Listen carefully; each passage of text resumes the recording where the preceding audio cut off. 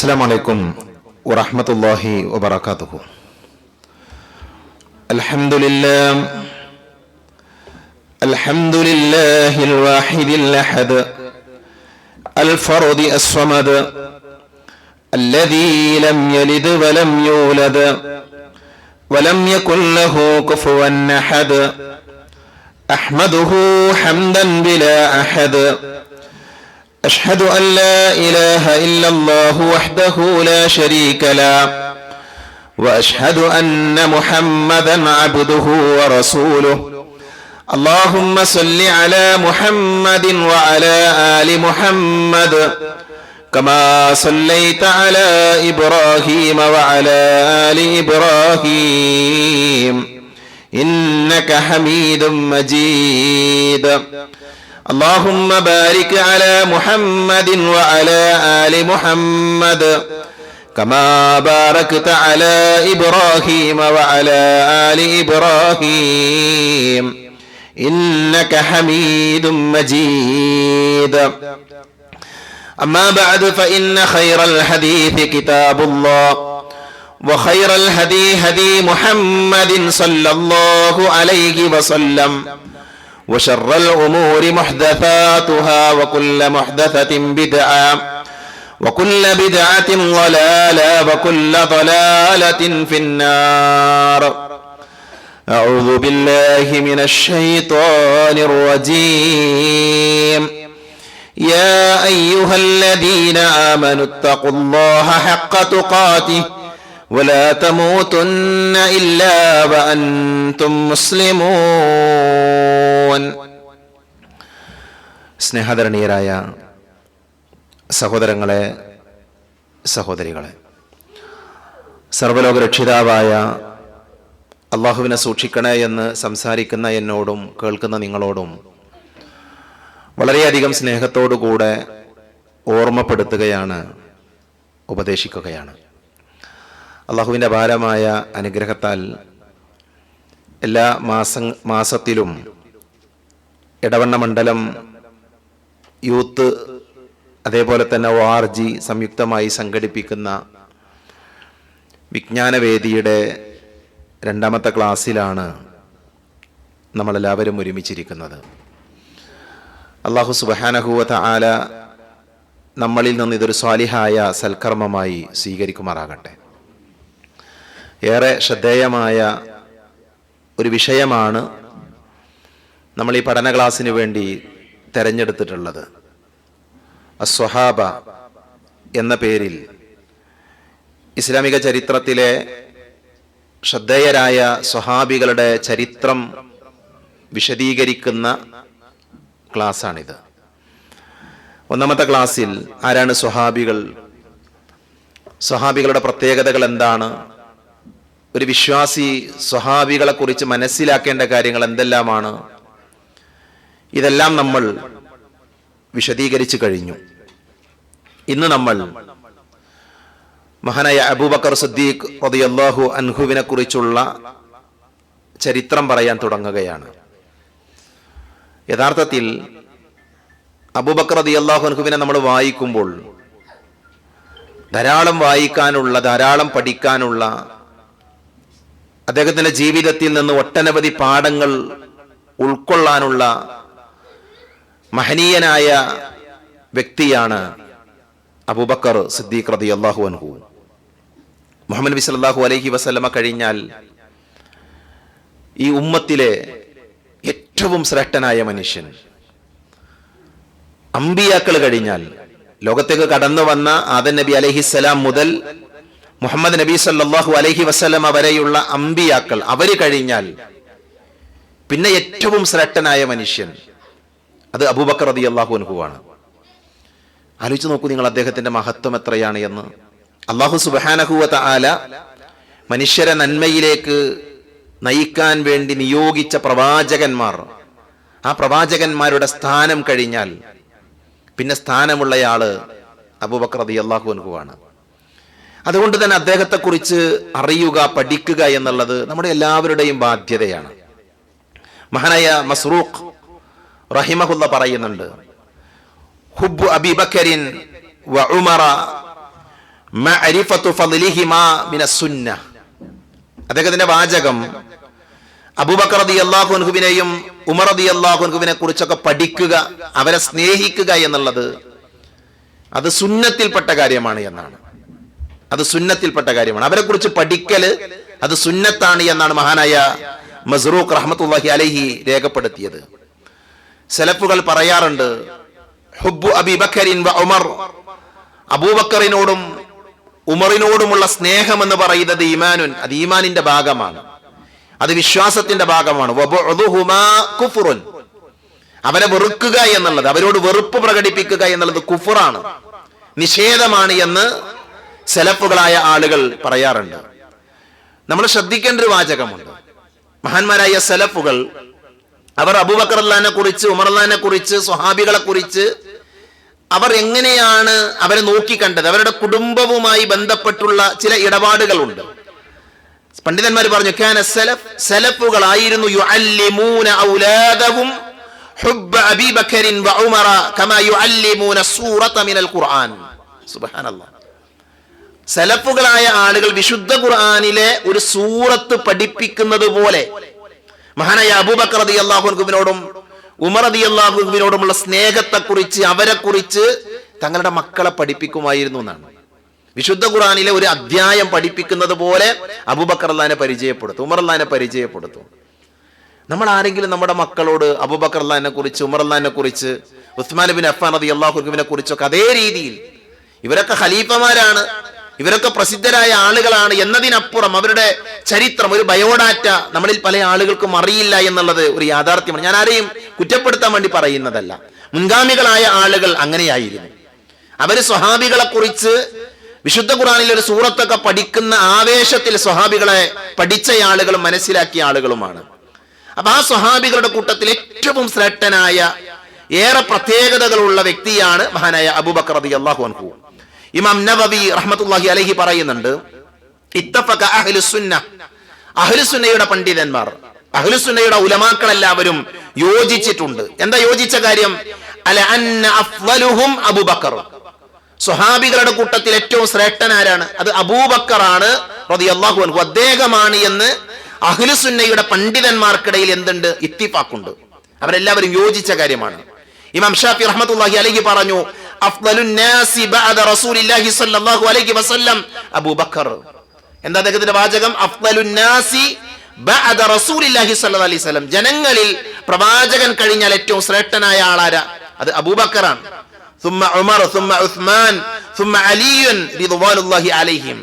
പിന്നെ ഉമറാണ്, പിന്നെ ഉസ്മാൻ റളിയല്ലാഹു അൻഹുവാണ്, അലി ഇബ്നു അബീ താലിബ് റളിയല്ലാഹു അൻഹുവാണ്. അപ്പൊ ആരാ ഒന്നാമത്തെ സ്ഥാനം? അത് അബൂബക്കർ റളിയല്ലാഹു അൻഹു ആണ്. അപ്പൊ സ്വാഭാവികമായും സ്വഹാബികളുടെ ചരിത്രം നമ്മൾ പറഞ്ഞു തുടങ്ങുമ്പോൾ ഒന്നാമത്തെ ആളെ നമുക്ക് മാറ്റിവെക്കാൻ പറ്റില്ല.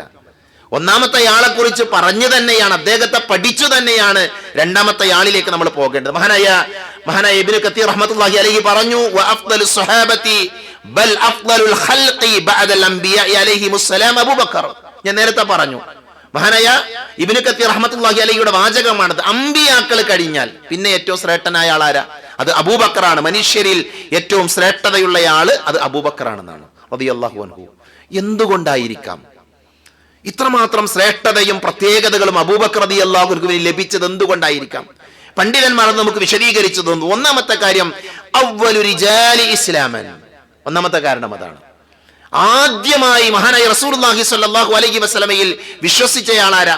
അത് അബൂബക്കറാണ്. അതേപോലെ തന്നെ ഈമാനിന്റെ പൂർത്തീകരണം ലഭിച്ച വ്യക്തിയാണ് ആര്? അബൂബക്കർ റളിയല്ലാഹു അൻഹു. ധാരാളം സമ്പത്ത് അള്ളാഹുവിന്റെ മാർഗത്തിൽ വഅക്തറുഹും ഇൻഫാഖ, നന്നായി ചെലവാക്കിയ ആളാണ്. അതൊക്കെ നമ്മൾ പഠിക്കും ഇൻഷാ അല്ലാഹ്. അതേപോലെ തന്നെ ജിഹാദിന്റെ മേഖലയിൽ അത്ഭുതകരമായ കാഴ്ചകൾ, അത്ഭുതകരമായ രീതിയിൽ ജിഹാദ് ചെയ്തയാളാണ് ആര്? മഹാനായ അബൂബക്കർ റളിയല്ലാഹു അൻഹു. പ്രവാചകൻ സല്ലല്ലാഹു അലൈഹി വസല്ലമയെ അങ്ങേയറ്റം ഇഷ്ടപ്പെട്ടയാളാണ്. പ്രവാചക തിരുമേനി തന്നെ പറയുന്നുണ്ട്, വലൗ കാന റസൂലുള്ളാഹി സ്വല്ലല്ലാഹു അലൈഹി വസല്ലം മുത്തഖിദ ഖലീലൻ മിൻ അഹ്ലിൽ അർദ്, ദുനിയാവിൽ ആരെയെങ്കിലും നബി സല്ലല്ലാഹു അലൈഹി വസല്ലം ഒരു സ്നേഹഭാജനമായി സ്വീകരിക്കുമായിരുന്നെങ്കിൽ, അതിന് അള്ളാഹു അനുവാദം കൊടുത്തിരുന്നുവെങ്കിൽ, ഒരു ഖലീലായി പ്രവാചകന്റെ ഏറ്റവും അടുത്ത അബൂബക്കർ റളിയല്ലാഹു പ്രവാചകന്റെ ഏറ്റവും അടുത്ത ആളാണ്, കൂട്ടുകാരനാണ്. പക്ഷേ പ്രത്യേകമായ രീതിയിലുള്ള ഒരു ബന്ധമുണ്ടാക്കാൻ ഒരവസരമുണ്ടാകുമായിരുന്നെങ്കിൽ അതാരായിരിക്കും? അത് അബൂബക്കർ റളിയല്ലാഹു അൻഹു ആയിരിക്കുമെന്ന് മഹാന്മാരായ ആളുകൾ പ്രവാചകൻ സല്ലല്ലാഹു അലൈഹി വസല്ലമയെ അടക്കം നമ്മളെ പഠിപ്പിച്ച കാര്യമാണ്. അതുകൊണ്ടാണ് അബൂബക്കർ റളിയല്ലാഹു അൻഹു ഇത്ര ശ്രേഷ്ഠതയുള്ളത്. പ്രവാചകൻ സല്ലല്ലാഹു അലൈഹി വസല്ലമയോട് അംർ ഇബ്നു ആസിന്റെ ചോദ്യമുണ്ട്, അയ്യുന്നാസി അഹബ്ബു ഇലൈക്, നബിയെ ജനങ്ങളിൽ ഏറ്റവും നിങ്ങൾക്ക് ഇഷ്ടമുള്ളത് ആരെയാണ്? ആരോടാണ് നിങ്ങൾക്ക് സ്നേഹം? നബി സല്ലല്ലാഹു അലൈഹി വസല്ലം പറഞ്ഞു, ആയിഷ, എനിക്ക് ഏറ്റവും ഇഷ്ടം ആയിഷയാണ്, നബിന്റെ ഭാര്യയാണ്. അപ്പൊ ചോദ്യകർത്താവ് ചോദിച്ചു, ഖുൽതു വമിനർ റിജാൽ, പുരുഷന്മാരിൽ ആരെയാണ് നബിയെ? പ്രവാചകൻ പറഞ്ഞു, അബൂഹ, അവളുടെ ഉപ്പയെയാണ്, അവളുടെ ബാപ്പയെയാണ്. അതാരാ? അത് അബൂബക്കർ റളിയല്ലാഹു അൻഹു. അപ്പൊ നബി സല്ലല്ലാഹു അലൈഹി വസല്ലമ ഏറ്റവും കൂടുതൽ സ്നേഹിച്ച മനുഷ്യൻ ആരാണ്? അത് അബൂബക്കർ റളിയല്ലാഹു അൻഹു ആണ്. അപ്പൊ ഞാൻ ഈ പറഞ്ഞ ഓരോ പണ്ഡിതന്മാരുടെ ഉദ്ധരണി, പണ്ഡിതന്മാരുടെ കൗലുകളൊക്കെ നമുക്ക് പറഞ്ഞു തരുന്ന ഒരു അടിസ്ഥാന പാഠം എന്താ? അസ്ൽ എന്താണ്? പ്രവാചകൻ സല്ലല്ലാഹു അലൈഹി വസല്ലം കഴിഞ്ഞാൽ ഏറ്റവും ആദരണീയനായ വ്യക്തി, ഈ ഉമ്മത്തിലെ ശ്രേഷ്ഠൻ, അതാരാണ്? അബൂബക്കർ റളിയല്ലാഹു അൻഹു ആണ്. സ്വഹാബികളിലെ ഏറ്റവും പ്രസിദ്ധനാരാ? ഒന്നാമത്തെ ആളാരാ? അത് അബൂബക്കർ റളിയല്ലാഹു അൻഹു ആണ്. ആ അബൂബക്കർ റളിയല്ലാഹു അൻഹുവിന്റെ ചരിത്രമാണ് ഇൻഷാ അല്ലാഹ് നമ്മൾ വിശദീകരിക്കാൻ ആരംഭിക്കുന്നത്.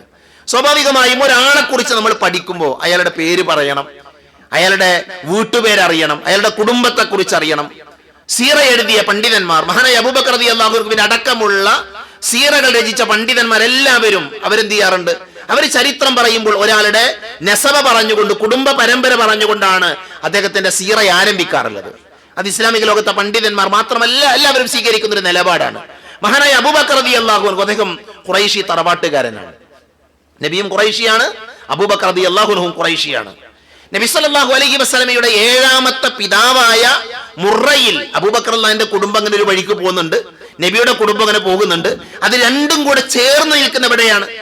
ആ ഖുറൈശി തറവാട്ടിലെ ഏഴാമത്തെ പിതാമഹനിൽ നബി സല്ലല്ലാഹു അലൈഹി വസല്ലമയും അബൂബക്കർ റളിയല്ലാഹു യോജിച്ചു വരുന്നുണ്ട്.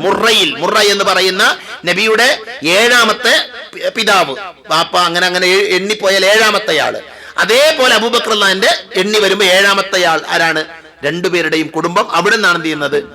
ഒന്നിക്കുന്നുണ്ട് എന്ന് ചരിത്രകാരന്മാർ രേഖപ്പെടുത്തിയിട്ടുണ്ട്. മനസ്സിലായില്ലേ? അപ്പൊ പ്രവാചകൻ സല്ലല്ലാഹു അലൈഹി വസല്ലമയുടെ ബന്ധുവാണ് ആര്? മഹാനായ അബൂബക്കർ റളിയല്ലാഹു അൻഹു. ഞാൻ വളരെ വിശാലമായി പറയുന്നില്ല, ഒരു ചരിത്രമാണല്ലോ. മഹാനായ അബൂബക്കർ റളിയല്ലാഹുവിന്റെ പിതാവ്, അദ്ദേഹത്തിന്റെ പേര് അബൂ ഖുഹാഫ എന്നാണ്. അദ്ദേഹം ചരിത്രത്തിൽ അദ്ദേഹത്തിന്റെ യഥാർത്ഥ പേര് ഉസ്മാൻ ബിൻ ആമിർ എന്നാണ്. അബൂബക്കർ റളിയല്ലാഹുവിന്റെ ബാപ്പാന്റെ പേര് ഉസ്മാൻ ബിൻ ആമിർ. അദ്ദേഹം ഇസ്ലാം സ്വീകരിച്ചിരുന്നില്ല.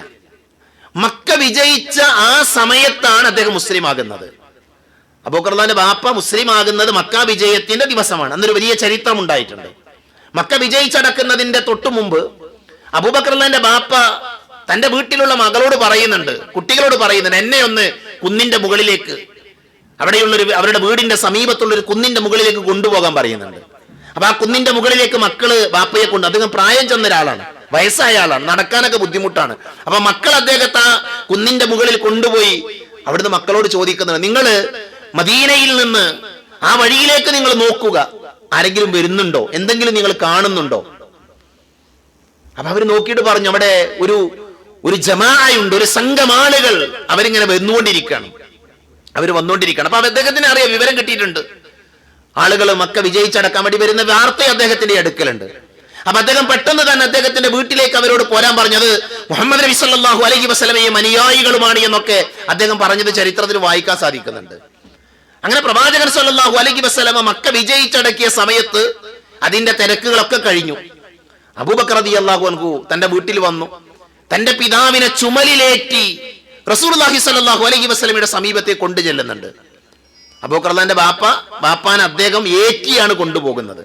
ഈ കാഴ്ച കണ്ട നബി സല്ലല്ലാഹു അലൈഹി വസല്ലം അബൂബക്കർ റളിയല്ലാഹുവിനോട് പറഞ്ഞു, എന്തിനാണ് അബൂബക്കർ നിങ്ങളുടെ ഉപ്പയെ നിങ്ങൾ പ്രയാസപ്പെടുത്തിയത്, നിങ്ങൾ എന്തിനാ ബുദ്ധിമുട്ടിച്ചത്? അദ്ദേഹം പ്രായമുള്ള ഒരാളല്ലേ, ഞാൻ അദ്ദേഹത്തിന്റെ സമീപത്തേക്ക് വരികയില്ലേ, അതല്ലേ മര്യാദ?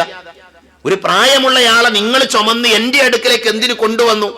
ആ സമയത്ത് അബൂബക്കർ റളിയല്ലാഹു പറഞ്ഞു, യാ റസൂലല്ലാഹ് ഹുവ അഹഖു അൻ യംശിയ ഇലൈക, നബിയെ അദ്ദേഹം നിങ്ങളുടെ അടുക്കലേക്ക് വരാൻ ബാധ്യസ്ഥനാണ്, അദ്ദേഹത്തിന്റെ അടുക്കലേക്ക് നിങ്ങൾ പോവുകയല്ല. ആ സമയത്ത് മഹാനായ റസൂലുള്ളാഹി സ്വല്ലല്ലാഹി അലൈഹി വസല്ലം അദ്ദേഹത്തിന്റെ മുന്നിൽ പോയി ഇരുന്നു. അബൂബക്കർ റളിയല്ലാഹുവിന്റെ ബാപ്പാന്റെ മുന്നിൽ ഇരുന്നു. സുമ്മ മസഹ സദ്റഹു, പിന്നെ ആ ബാപ്പയുടെ ഹൃദയത്തിൽ മെല്ലെ തടവി. ثم مسح صدره ثم قال له, പിന്നീട് നബി സല്ലല്ലാഹു അലൈഹി വസല്ലം അദ്ദേഹത്തോട് പറഞ്ഞു, അസ്ലിം, നിങ്ങൾ മുസ്ലിം ആവണം, നിങ്ങൾ ഷഹാദത്ത് കലിമ ചൊല്ലണം. ആ സമയത്ത് അദ്ദേഹം ഫഅസ്ലമ, അദ്ദേഹം മുസ്ലിമായി. നോക്കൂ നിങ്ങൾ, അബൂബക്കർ റളിയല്ലാഹുവിന്റെ ബാപ്പയുടെ ഇസ്ലാം സ്വീകരണം അവിടെ വെച്ചാണ്. മക്ക വിജയിച്ചടക്കിയ ദിവസമാണ്, യൗമുൽ ഫതഹിന്റെ ദിവസമാണ് മഹാനായ അബൂബക്കർ സിദ്ദീഖ് റളിയല്ലാഹു അൻഹുവിന്റെ ബാപ്പ ഇസ്ലാം സ്വീകരിക്കുന്നത്. മനസ്സിലായില്ലേ? അദ്ദേഹം ഇസ്ലാം സ്വീകരിച്ചു. ചരിത്രകാരന്മാർ രേഖപ്പെടുത്തി വെക്കുന്ന ഒരു സംഭവമുണ്ട്. ഒരേ സമയത്ത് ഇസ്ലാമിക ചരിത്രത്തിൽ ആ കാലഘട്ടത്തിൽ 4 പരമ്പരകൾ, 4 വിഭാഗം ആളുകൾ പൂർണ്ണമായി ഇസ്ലാമിൽ ജീവിച്ചത് അബൂബക്കർ റളിയല്ലാഹുവിന്റെ കുടുംബം മാത്രമാണെന്നാണ്. അബൂബക്കർ റളിയല്ലാഹുവിന്റെ ബാപ്പ, അബൂബക്കർ റളിയല്ലാഹു അൻഹു, അബൂബക്കർ റളിയല്ലാഹുവിന്റെ മകൻ, അബൂബക്കർ റളിയല്ലാഹുവിന്റെ പേരക്കുട്ടികൾ, ഇങ്ങനെ 4 പരമ്പര ഒരുമിച്ച് ഇസ്ലാം സ്വീകരിച്ചത്, ഒരുമിച്ച് ഇസ്ലാമിൽ ജീവിച്ചത് ആരുടേതാണ്? അബൂബക്കർ റളിയല്ലാഹു അൻഹുവിന്റേതാണ് എന്ന് ചരിത്രകാരന്മാർ രേഖപ്പെടുത്തി അദ്ദേഹത്തിന്റെ മഹത്വമായി പതിലായി പണ്ഡിതന്മാർ എന്ത് ചെയ്യാറുണ്ട്? എടുത്തുദ്ധരിക്കാറുണ്ട്. അപ്പൊ അദ്ദേഹത്തിന്റെ പിതാവിനെ കുറിച്ച് നമ്മൾ പറഞ്ഞു. അദ്ദേഹത്തിന്റെ മാതാവ് സൽമ ബിൻതു സഹർ അത്തൈമിയ എന്ന് പറയുന്ന മഹദിയാണ്. അബൂബക്കർ റളിയല്ലാഹുവിന്റെ മാതാവ് ഉമ്മുൽ ഖൈർ എന്നാണ് അവരെ വിളിക്കാറുള്ളത്. ഉമ്മുൽ ഖൈർ എന്ന പേര് അവർക്കുണ്ട്. ദാറുൽ അർക്കമിൽ വെച്ച് അവരെന്ത് ചെയ്തിട്ടുണ്ട്? അവർ ഇസ്ലാം സ്വീകരിച്ചിട്ടുണ്ട്. ദാറുൽ അർക്കം എന്ന് പറഞ്ഞാൽ ഞാൻ കഴിഞ്ഞ ക്ലാസ്സിൽ പറഞ്ഞു എന്നാണ് എന്റെ ഓർമ്മ. 2 വീടുകളുണ്ട്. ഒന്ന് ദാറുൽ അർക്കമാണ്, മഹാനായ നബിയും സ്വഹാബത്തും ഒക്കെ പിന്നെ ദഅവത്തിന് വേണ്ടി ഉപയോഗിച്ച കേന്ദ്രം. പ്രവാചകൻ സല്ലല്ലാഹു അലൈഹി വസല്ലം ദഅവത്ത് നടത്തി, പ്രവാചകൻ അങ്ങേയറ്റം അടിച്ച് പ്രയാസപ്പെടുത്തി അവര് ആളുകൾ കൂട്ടിക്കൊണ്ടുവന്നത് ദാറുൽ അർക്കമിലേക്കാണ്. അബൂബക്കർ റളിയല്ലാഹുവിനെ ഉപദ്രവിച്ചു. അബൂബക്കർ റളിയല്ലാഹു അവരെ കുടുംബക്കാർ വീട്ടിലേക്ക് കൊണ്ടുപോയി. ആ സമയത്ത് അബൂബക്കർ റളിയല്ലാഹു അൻഹു ചെന്ന് ചോദിക്കുന്നുണ്ട്, നബി എവിടെയാണ്, പ്രവാചകൻ എവിടെയാണ്? അപ്പൊ പറഞ്ഞു കൊടുത്തു, ഇന്ന സ്ഥലത്താണ്, ദാറുൽ അർക്കമിലാണ് എന്ന് പറയാൻ, പിന്നെ മറുപടി പറയാൻ വന്നയാൾക്കൊരു പേടി. കാരണം എന്താ? അബൂബക്കർ റളിയല്ലാഹുവിന്റെ ഉമ്മ അവിടെ ഉണ്ട്. അപ്പൊ അബൂബക്കർ റളിയല്ലാഹു പറഞ്ഞു, പ്രശ്നമല്ല, എന്റെ ഉമ്മയല്ലേ, പ്രശ്നമല്ല, പറഞ്ഞോളി. അങ്ങനെ എന്ത് ചെയ്തു? അവിടുന്ന് പറഞ്ഞു. അവര് ദാറുൽ അർക്കമിൽ വരുന്നുണ്ട്. അവിടെ വെച്ചുകൊണ്ട് ആര് ഇസ്ലാം സ്വീകരിക്കുന്നുണ്ട്? മഹാനായ അബൂബക്കർ റളിയല്ലാഹു അൻഹുവിന്റെ മാതാവ് ഉമ്മുൽ ഖൈർ എന്ന് പേരുള്ള സൽമ ബിൻതു സഹർ അത്തൈമിയ എന്ന മഹദി, അവിടുന്നാണ് അവര് ഇസ്ലാം സ്വീകരിക്കുന്നത്. അപ്പൊ ബാപ്പാനെ നമ്മൾ പറഞ്ഞു, ഉമ്മാനെ നമ്മൾ പറഞ്ഞു. ഇനി അബൂബക്കർ റളിയല്ലാഹുവിന്റെ ജനനം എന്ന് പറയുന്നത് ആനക്കലഹ വർഷമാണ്. ആനക്കലഹത്തിന് ശേഷമാണ് അദ്ദേഹം ചെയ്യുന്നത്, അദ്ദേഹം ജനിക്കുന്നത്. മഹാനായ മുഹമ്മദ് നബി സല്ലല്ലാഹു അലൈഹി വസല്ലമയേക്കാൾ 3 വയസ്സിന് ഇളയതാണ് ആര്? അബൂബക്കർ റളിയല്ലാഹു. നബിയാണ് മൂത്തത്. 3 വയസ്സിന് മൂത്തതാണ് റസൂലുള്ളാഹി സ്വല്ലല്ലാഹു അലൈഹി വസല്ലമ. ഹിജ്റയുടെ 51 വർഷങ്ങൾക്ക് മുമ്പാണ് അദ്ദേഹത്തിന്റെ ജനനം എന്നാണ് പണ്ഡിതന്മാർ പറയുന്നത്. പണ്ഡിതന്മാർക്കിടയിൽ അഭിപ്രായ വ്യത്യാസമുള്ള വിഷയമായതുകൊണ്ട് തന്നെ അതിന്റെ മറ്റുള്ള തലങ്ങളിലേക്ക് നമ്മൾ പ്രവേശിക്കുന്നില്ല. സ്വാഭാവികമായും ബാപ്പാനെ കുറിച്ച് പണ്ഡിതന്മാർ പറയും, ഉമ്മാനെ കുറിച്ച് പറയും, അതേപോലെ ജനനം പറയും. അതിന്റെ കൂടെ തന്നെ പണ്ഡിതന്മാർ വിശദീകരിക്കുന്ന ഒരു മേഖലയാണ് അദ്ദേഹത്തിന്റെ പേരുകൾ. സാധാരണ നമ്മൾ അബൂബക്കർ റളിയല്ലാഹു നമ്മൾ മനസ്സിലാക്കുക, അബൂബക്കർ എന്ന് അദ്ദേഹത്തിന് പേരുണ്ട്.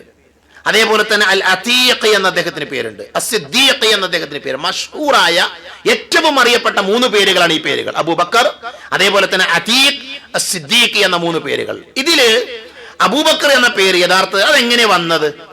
അദ്ദേഹത്തിന്റെ യഥാർത്ഥ നാമം അബ്ദുള്ള എന്നാണ്. പക്ഷെ ഈ പേര് എങ്ങനെ വന്നത്? സാധാരണ അദ്ദേഹത്തിന് ബക്കർ എന്ന് പറയുന്ന ഒരു മകനില്ല. പണ്ഡിതന്മാർ പറയുന്നു, വലം യകുല്ലി അബീ ബക്കർ ഇബ്നു ഇസ്മുഹു ബക്കർ, ബക്കർ എന്ന് പറയുന്ന ഒരു മകൻ അദ്ദേഹത്തിനില്ല.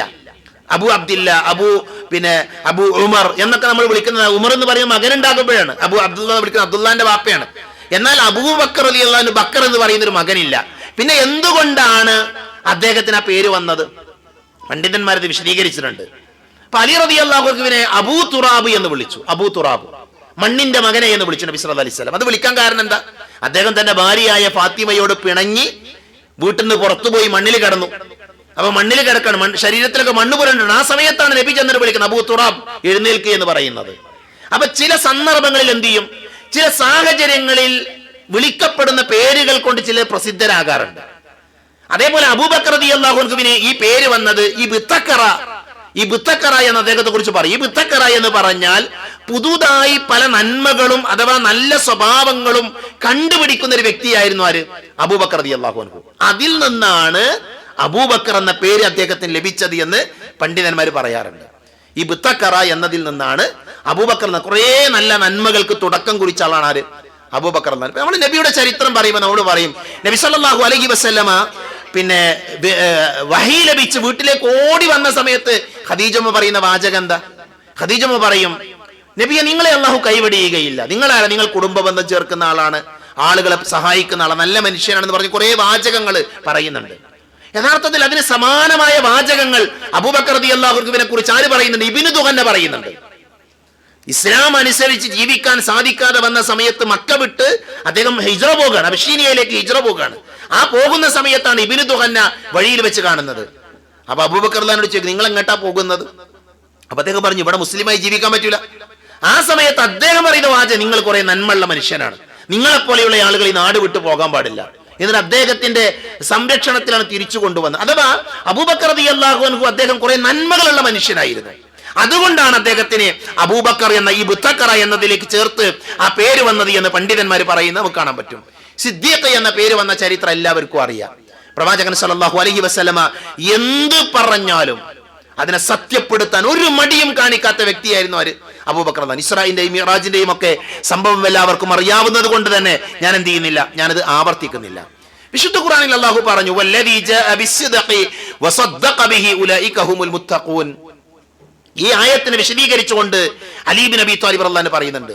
എന്താണ് ആയത്തിൽ അല്ലാഹു പറയുന്നത്? സത്യവും കൊണ്ടുവരികയും ആ സത്യത്തിൽ വിശ്വസിക്കുകയും ചെയ്തവരാരോ അത്തരക്കാർ തന്നെയാകുന്നു സൂക്ഷ്മത പാലിച്ച ആളുകൾ. ഇവിടെ വല്ലദീ ജാഅ ബിസ്സിദ്ഖ്, സത്യവുമായി കടന്നു വന്നയാള് അതാരാ? മുഹമ്മദ് നബി സല്ലല്ലാഹു അലൈഹി വസല്ലമയാണ്.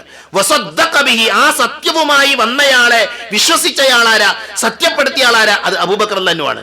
അലി ഇബ്നു അബീ ത്വാലിബ് പറഞ്ഞു, അല്ലദീ ജാഅ ബിസ്സിദ്ഖി അൻ-നബി സല്ലല്ലാഹു അലൈഹി വസല്ലം വസദ്ദഖ ബിഹി അബൂബക്കർ.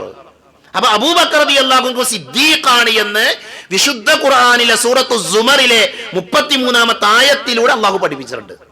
ഈ ആയത്തിന്റെ വേറെയും വിശദീകരണം നൽകിയ ആൾക്കാരുണ്ട് കേട്ടോ. നമ്മൾ തഫ്സീർ പറയുമ്പോൾ ഈ തഫ്സീറിന് മറ്റു പല വിശദീകരണങ്ങൾ നൽകിയ പണ്ഡിതന്മാരുണ്ട്. പക്ഷേ പ്രബലമായ ഒരു തഫ്സീറാണ് അവിടെ വസദ്ദഖ ബിഹി എന്നതുകൊണ്ട് ഉദ്ദേശിക്കുന്നത് ആരാ? അത് അബൂബക്കറാണ് എന്നാണ് പ്രബലമായ തഫ്സീറിൽ നിന്ന് നമുക്ക് കാണാൻ സാധിക്കുന്നത്. അബൂബക്കർ റളിയല്ലാഹു അൻഹുവും ഉമർ റളിയല്ലാഹു അൻഹുവും തമ്മിൽ ഒരിക്കലും പ്രശ്നം ഉണ്ടായി. ഒരു ചെറിയ മാനസികമായ മനുഷ്യന്മാരുടെ ഇടയിൽ ഉണ്ടാകുന്നൊരു പ്രശ്നം ഉണ്ടായി. അതിൽ കുറ്റക്കാരൻ യഥാർത്ഥത്തിൽ അബൂബക്കർ റളിയല്ലാഹു അൻഹു ആണ്. ഉമർ റളിയല്ലാഹു അൻഹുവിന്റെ അടുക്കലല്ല തെറ്റ് സംഭവിച്ചത്. അപ്പൊ അബൂബക്കർ റളിയല്ലാഹു അൻഹു തന്റെ അടുക്കൽ സംഭവിച്ച തെറ്റ് ബോധ്യമായി ഉമർ റളിയല്ലാഹു അൻഹുവിനോട് എന്തു പറഞ്ഞു? മാപ്പ് ചോദിച്ചു. ഉമർ റളിയല്ലാഹു അൻഹു മാപ്പ് കൊടുക്കാൻ തയ്യാറായില്ല. അബൂബക്കർ റളിയല്ലാഹു അൻഹു വല്ലാത്ത സങ്കടമായി. അദ്ദേഹം പ്രവാചകൻ സല്ലല്ലാഹു അലൈഹി വസല്ലമയുടെ സമീപത്തേക്ക് ചെന്നു, പ്രവാചകന്റെ അടുക്കലേക്ക് ചെന്നു. എന്നിട്ട് നബിയോട് കാര്യങ്ങൾ പറയാണ്. അപ്പൊ ഈ വാർത്ത കേട്ട് ഉമർ റളിയല്ലാഹു അൻഹു ഓടി നബിന്റെ അടുക്കലേക്ക് ഓടി വരുന്നുണ്ട്. അപ്പൊ നബി സല്ലല്ലാഹു അലൈഹി വസല്ലമ അബൂബക്കർ റളിയല്ലാഹു അൻഹുവിന്റെ അടുക്കൽ അബദ്ധമുണ്ട്, എന്നിട്ട് പോലും അബൂബക്കർ റളിയല്ലാഹു അൻഹുവിന് വേദനയുണ്ടായത് കൊണ്ട് നബി എന്ത് ചെയ്തു? ഉമർ റളിയല്ലാഹു അൻഹുവിനോട് ഒരല്പം ദേഷ്യത്തോടെ സംസാരിക്കുകയാണ്. ഉമർ റളിയല്ലാഹു പറയുന്നു, ഞാൻ ആ സദസ്സിലേക്ക് വരുമ്പോൾ നബിന്റെ മുഖം കണ്ടു. നബി ഇങ്ങനെ ഒരു വല്ലാത്തൊരു വൈകാരികമായ ഒരവസ്ഥ നബിന്റെ മുഖത്ത് ദർശിച്ചു. അപ്പൊ നബി എന്ത് ചെയ്യാണ്? ഉമർ റളിയല്ലാഹു ഇങ്ങനെ വല്ലാതെ ഉദ്ദേശത്തോടു കൂടെ സംസാരിച്ചു. അപ്പൊ അബൂബക്കർ റളിയല്ലാഹു പറഞ്ഞു, നബിയെ എന്റെ അടുക്കലാണ് തെറ്റ്, ഉമർ തെറ്റുകാരനല്ല നബിയെ, ഞാനാണ് തെറ്റ് ചെയ്തത് എന്ന് അബൂബക്കർ റളിയല്ലാഹു പറയുന്നുണ്ട്. ആ സമയത്ത് നബി പറഞ്ഞൊരു വാചകമുണ്ട്. എന്താ നബി പറഞ്ഞത്? ഫഖാല നബി സല്ലല്ലാഹു അലൈഹി വസല്ലം ഇന്നല്ലാഹ ബഅസനി ഇലൈക്കും, അല്ലാഹു എന്നെ നിങ്ങളിലേക്ക് അയച്ചു. ഫഖുൽതും കദബത, അപ്പൊ എല്ലാരും പറഞ്ഞെന്താ? എന്നെ കുറിച്ച് ആളുകൾ പറഞ്ഞത് കള്ളനാണെന്ന് പറഞ്ഞത്, നീ കളവ് പറയുന്നവനാണെന്ന് പറഞ്ഞത്. എന്നാൽ വഖാല അബൂബക്കർ പറഞ്ഞത് എന്താ? സദഖ, നബി പറഞ്ഞത് സത്യമാണ്, താങ്കൾ സത്യസന്ധനാണ് എന്ന് പറഞ്ഞ ഒരാളെ ഉണ്ടായിരുന്നുള്ളൂ. ആ ആളെ നിങ്ങൾ വേദനിപ്പിക്കാൻ പാടില്ല. എല്ലാവരും എന്നെ ആട്ടി അകറ്റിയപ്പോൾ എന്നെ ചേർത്ത് പിടിച്ച ഞാൻ സത്യസന്ധനാണ് എന്ന് വിളിച്ചു പറഞ്ഞ ആളാണ് ആര്? അബൂബക്കർ റളിയല്ലാഹു അൻഹു. അപ്പൊ സിദ്ദീഖ് എന്ന പേര് അബൂബക്കർ റളിയല്ലാഹു അൻഹുവിന് ലഭിക്കാനുള്ള ഒരുപാട് സന്ദർഭങ്ങൾ ഉണ്ടായിട്ടുണ്ട്. ഇസ്രായിലിനെയും മിഅ്റാജിനെയും വാർത്ത സത്യപ്പെടുത്തിയത് ഈ പ്രവാചകൻ സല്ലല്ലാഹു ഖുർആനിൽ അല്ലാഹു പറഞ്ഞത്, പ്രവാചകൻ സല്ലല്ലാഹു അലൈഹി വസല്ലം ഈ സമയത്ത് പ്രതികരിച്ചത്, ഇങ്ങനെയുള്ള ഒട്ടനവധി സംഭവങ്ങൾ എന്തിയായിട്ടും നമുക്ക് കാണാൻ പറ്റും. ഹുദൈബിയ സന്ധിയുടെ ചരിത്രം നമ്മൾ വായിക്കുമ്പോൾ, ഹുദൈബിയ സന്ധി നടന്ന സമയത്ത് 1500ഓളം വരുന്ന മുസ്ലിങ്ങളെ ഹുദൈബിയയിൽ എന്ത് തടയപ്പെട്ടു. അവര് ഉംറ നിർവഹിക്കാൻ വേണ്ടി വന്നതാണ്. അപ്പൊ ഈ വർഷം ഉംറ ചെയ്യാതെ മടങ്ങണം, ഉംറ ചെയ്യാൻ പാടില്ല, തിരിച്ചു പോകണമെന്ന് കരാർ എഴുതി. സുഹൈൽ ഇബ്നു അംറൊക്കെ എന്ത് ചെയ്ത് കരാർ എഴുതി. ആ കരാറ് പ്രകാരം അവരെല്ലാവരും തിരിച്ചു പോകണം. ആ സമയത്ത് സ്വഹാബികൾക്ക് ആ തീരുമാനത്തെ അംഗീകരിക്കാൻ പല ആളുകൾക്കും പ്രയാസം ഉണ്ടായി. അവര് നബിയോട് ചെന്ന് അബൂബക്കർ റളിയല്ലാഹു അൻഹു ഉമർ റളിയല്ലാഹുവിന്റെ അടുക്കലേക്ക് ചെല്ലുന്നുണ്ട്. ഉമർ റളിയല്ലാഹു അബൂബക്കർ റളിയല്ലാഹുവിന്റെ അടുക്കലേക്ക് ചെല്ലുന്നുണ്ട്. ഉമർ അബൂബക്കർ റളിയല്ലാഹു പറഞ്ഞു, അലസ്ന അലൽ ഹഖ്, നമ്മൾ ഹക്കിലല്ലേ അബൂബക്കർ, നമ്മൾ സത്യത്തിന്റെ ആളുകളല്ലേ, അവരല്ലേ ബാത്തിലിന്റെ ആളുകൾ. എന്നിട്ട് അവര് പറയുന്നത് കേട്ട് നമ്മൾ തിരിച്ചു പോകെ, അവര് പറയുന്നത് കേട്ട് നമ്മൾ ഉംറ ചെയ്യാതെ നമ്മൾ ഭീരുക്കളായി തിരിച്ചു പോകെ. അലൈസ ഖത്ലാനാ ഫിൽ ജന്ന, നമ്മൾ അവരുമായി പോരാടി ഷഹീദായാൽ കൊല്ലപ്പെട്ടാൽ നമുക്ക് സ്വർഗമല്ലേ? വഖത്ലാഹും ഫിന്നാർ, അവർ കൊല്ലപ്പെട്ടാൽ അവർ നരകത്തിലല്ലേ? പിന്നെ എന്തിനാ നമ്മൾ തിരിച്ചു പോണത്? ഉമർലാന്റെ പ്രതികരണമാണ്. അപ്പോഴാണ് നബി സല്ലല്ലാഹു അലൈഹി വസല്ലം പറയുന്നത്. അപ്പൊ നബി അബൂബക്കർ നബി സല്ലല്ലാഹു അലൈഹി വസല്ലം പറഞ്ഞു, അലസ്ത റസൂലല്ലാഹ്, നബിയെ നിങ്ങൾ അല്ലാഹുവിന്റെ പ്രവാചകരല്ലേ, നിങ്ങൾ അല്ലാഹുവിന്റെ ദൂതരല്ലേ? അപ്പൊ നബി പറഞ്ഞു അതെ. നബിയോടുള്ള ചോദ്യം, നബിയെ ഞങ്ങൾ മുസ്ലിങ്ങളല്ലേ, ഞങ്ങൾ നിങ്ങളിൽ വിശ്വസിച്ച ആളുകളല്ലേ? അപ്പൊ നബി പറഞ്ഞു അതെ. അപ്പൊ നബിയോട് വീണ്ടും അദ്ദേഹം ചോദിച്ചു, അവര് മുശ്രിക്കുകളായ ആൾക്കാരല്ലേ? ഈ പറഞ്ഞതിന്റെ പൊരുൾ എന്താ അറിയോ? ഉമർ റളിയല്ലാഹു അൻഹുവിന് തിരിച്ചു പോകാൻ മനസ്സില്ല. ഹുദൈബിയയിലേറ്റ ആ കരാറ് അത് മുസ്ലിങ്ങൾക്ക് ഒരു അപമാനമാണ്, പ്രയാസമാണ് എന്നുള്ളതാണ് അദ്ദേഹത്തിന്റെയും സ്വഹാബികളുടെ ഒക്കെ നിലപാട്. ആ സമയത്ത് അബൂബക്കർ റളിയല്ലാഹു അൻഹു ഇടപെട്ടിട്ട് ഉമർ റളിയല്ലാഹു അൻഹു പറയുന്നുണ്ട്, അബൂബക്കർ യാ ഉമർ ഇൽസം അസ്റഹു ഹൈതു കാൻ, നബിന്റെ കാലിൽ വീഴു ഉമറേ. എന്താ നിങ്ങൾ നബിയോട് പറയുന്നത്? നമ്മുടെ നബിയല്ലേ, നബിയോട് എന്താ ഇത്ര നിങ്ങൾ വൈകാരികമായി പ്രതികരിക്കുന്നത്? പ്രവാചകൻ സല്ലല്ലാഹു അലൈഹി വസല്ലം ഇങ്ങനെ പറയാൻ പറ്റുമോ എന്ന് ചോദിച്ച് ഉമർ റളിയല്ലാഹു അൻഹുവിനെ അബൂബക്കർ റളിയല്ലാഹു അൻഹു തിരുത്തുന്ന രംഗം നമുക്ക് കാണാൻ പറ്റും. നബിയോട് അത്രമാത്രം സ്നേഹമുണ്ടായിരുന്ന, എല്ലാവരും നബിയെ അകറ്റി നിർത്തിയപ്പോൾ, അകറ്റെന്ന് പറഞ്ഞാൽ ഈ സമയത്ത് ശരിക്കും വിശ്വാസികളെ സംബന്ധിച്ചിടത്തോളം നബിനോട് ദേഷ്യം ഉണ്ടായിട്ടല്ല, പക്ഷേ അവർക്ക് ഉൾക്കൊള്ളാൻ പറ്റുന്നില്ല. ഹുദൈബിയയിലെത്തിയിട്ട് ഇവിടുന്ന് മടങ്ങിപ്പോകെ, നമ്മൾ തോറ്റുകൊടുക്കേ, അത് ഇസ്ലാമിനോടും നബിയോടുള്ള സ്നേഹമാണ്.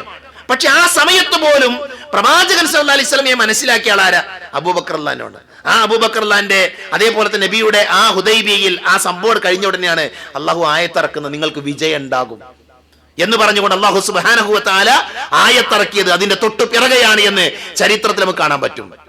നബി സല്ലല്ലാഹു അലൈഹി വസല്ലം ഒരിക്കൽ ഉഹുദ് മലയുടെ മുകളിൽ കയറി, ഉഹുദ് മലയുടെ കുന്നിൽ കയറി. ആ സമയത്ത് ഉഹുദ് മലയൊന്ന് വിറച്ചു എന്നാണ്, ചലിച്ചു. ആ സമയത്ത് നബി സല്ലല്ലാഹു അലൈഹി വസല്ലം പറഞ്ഞു, ഉസ്ബുത്ത് ഉഹുദ്, ഉഹുദേ നീ ശാന്തമാകണം, നീ എന്ത് ചെയ്യാൻ പാടില്ല, ചലിക്കാൻ പാടില്ല.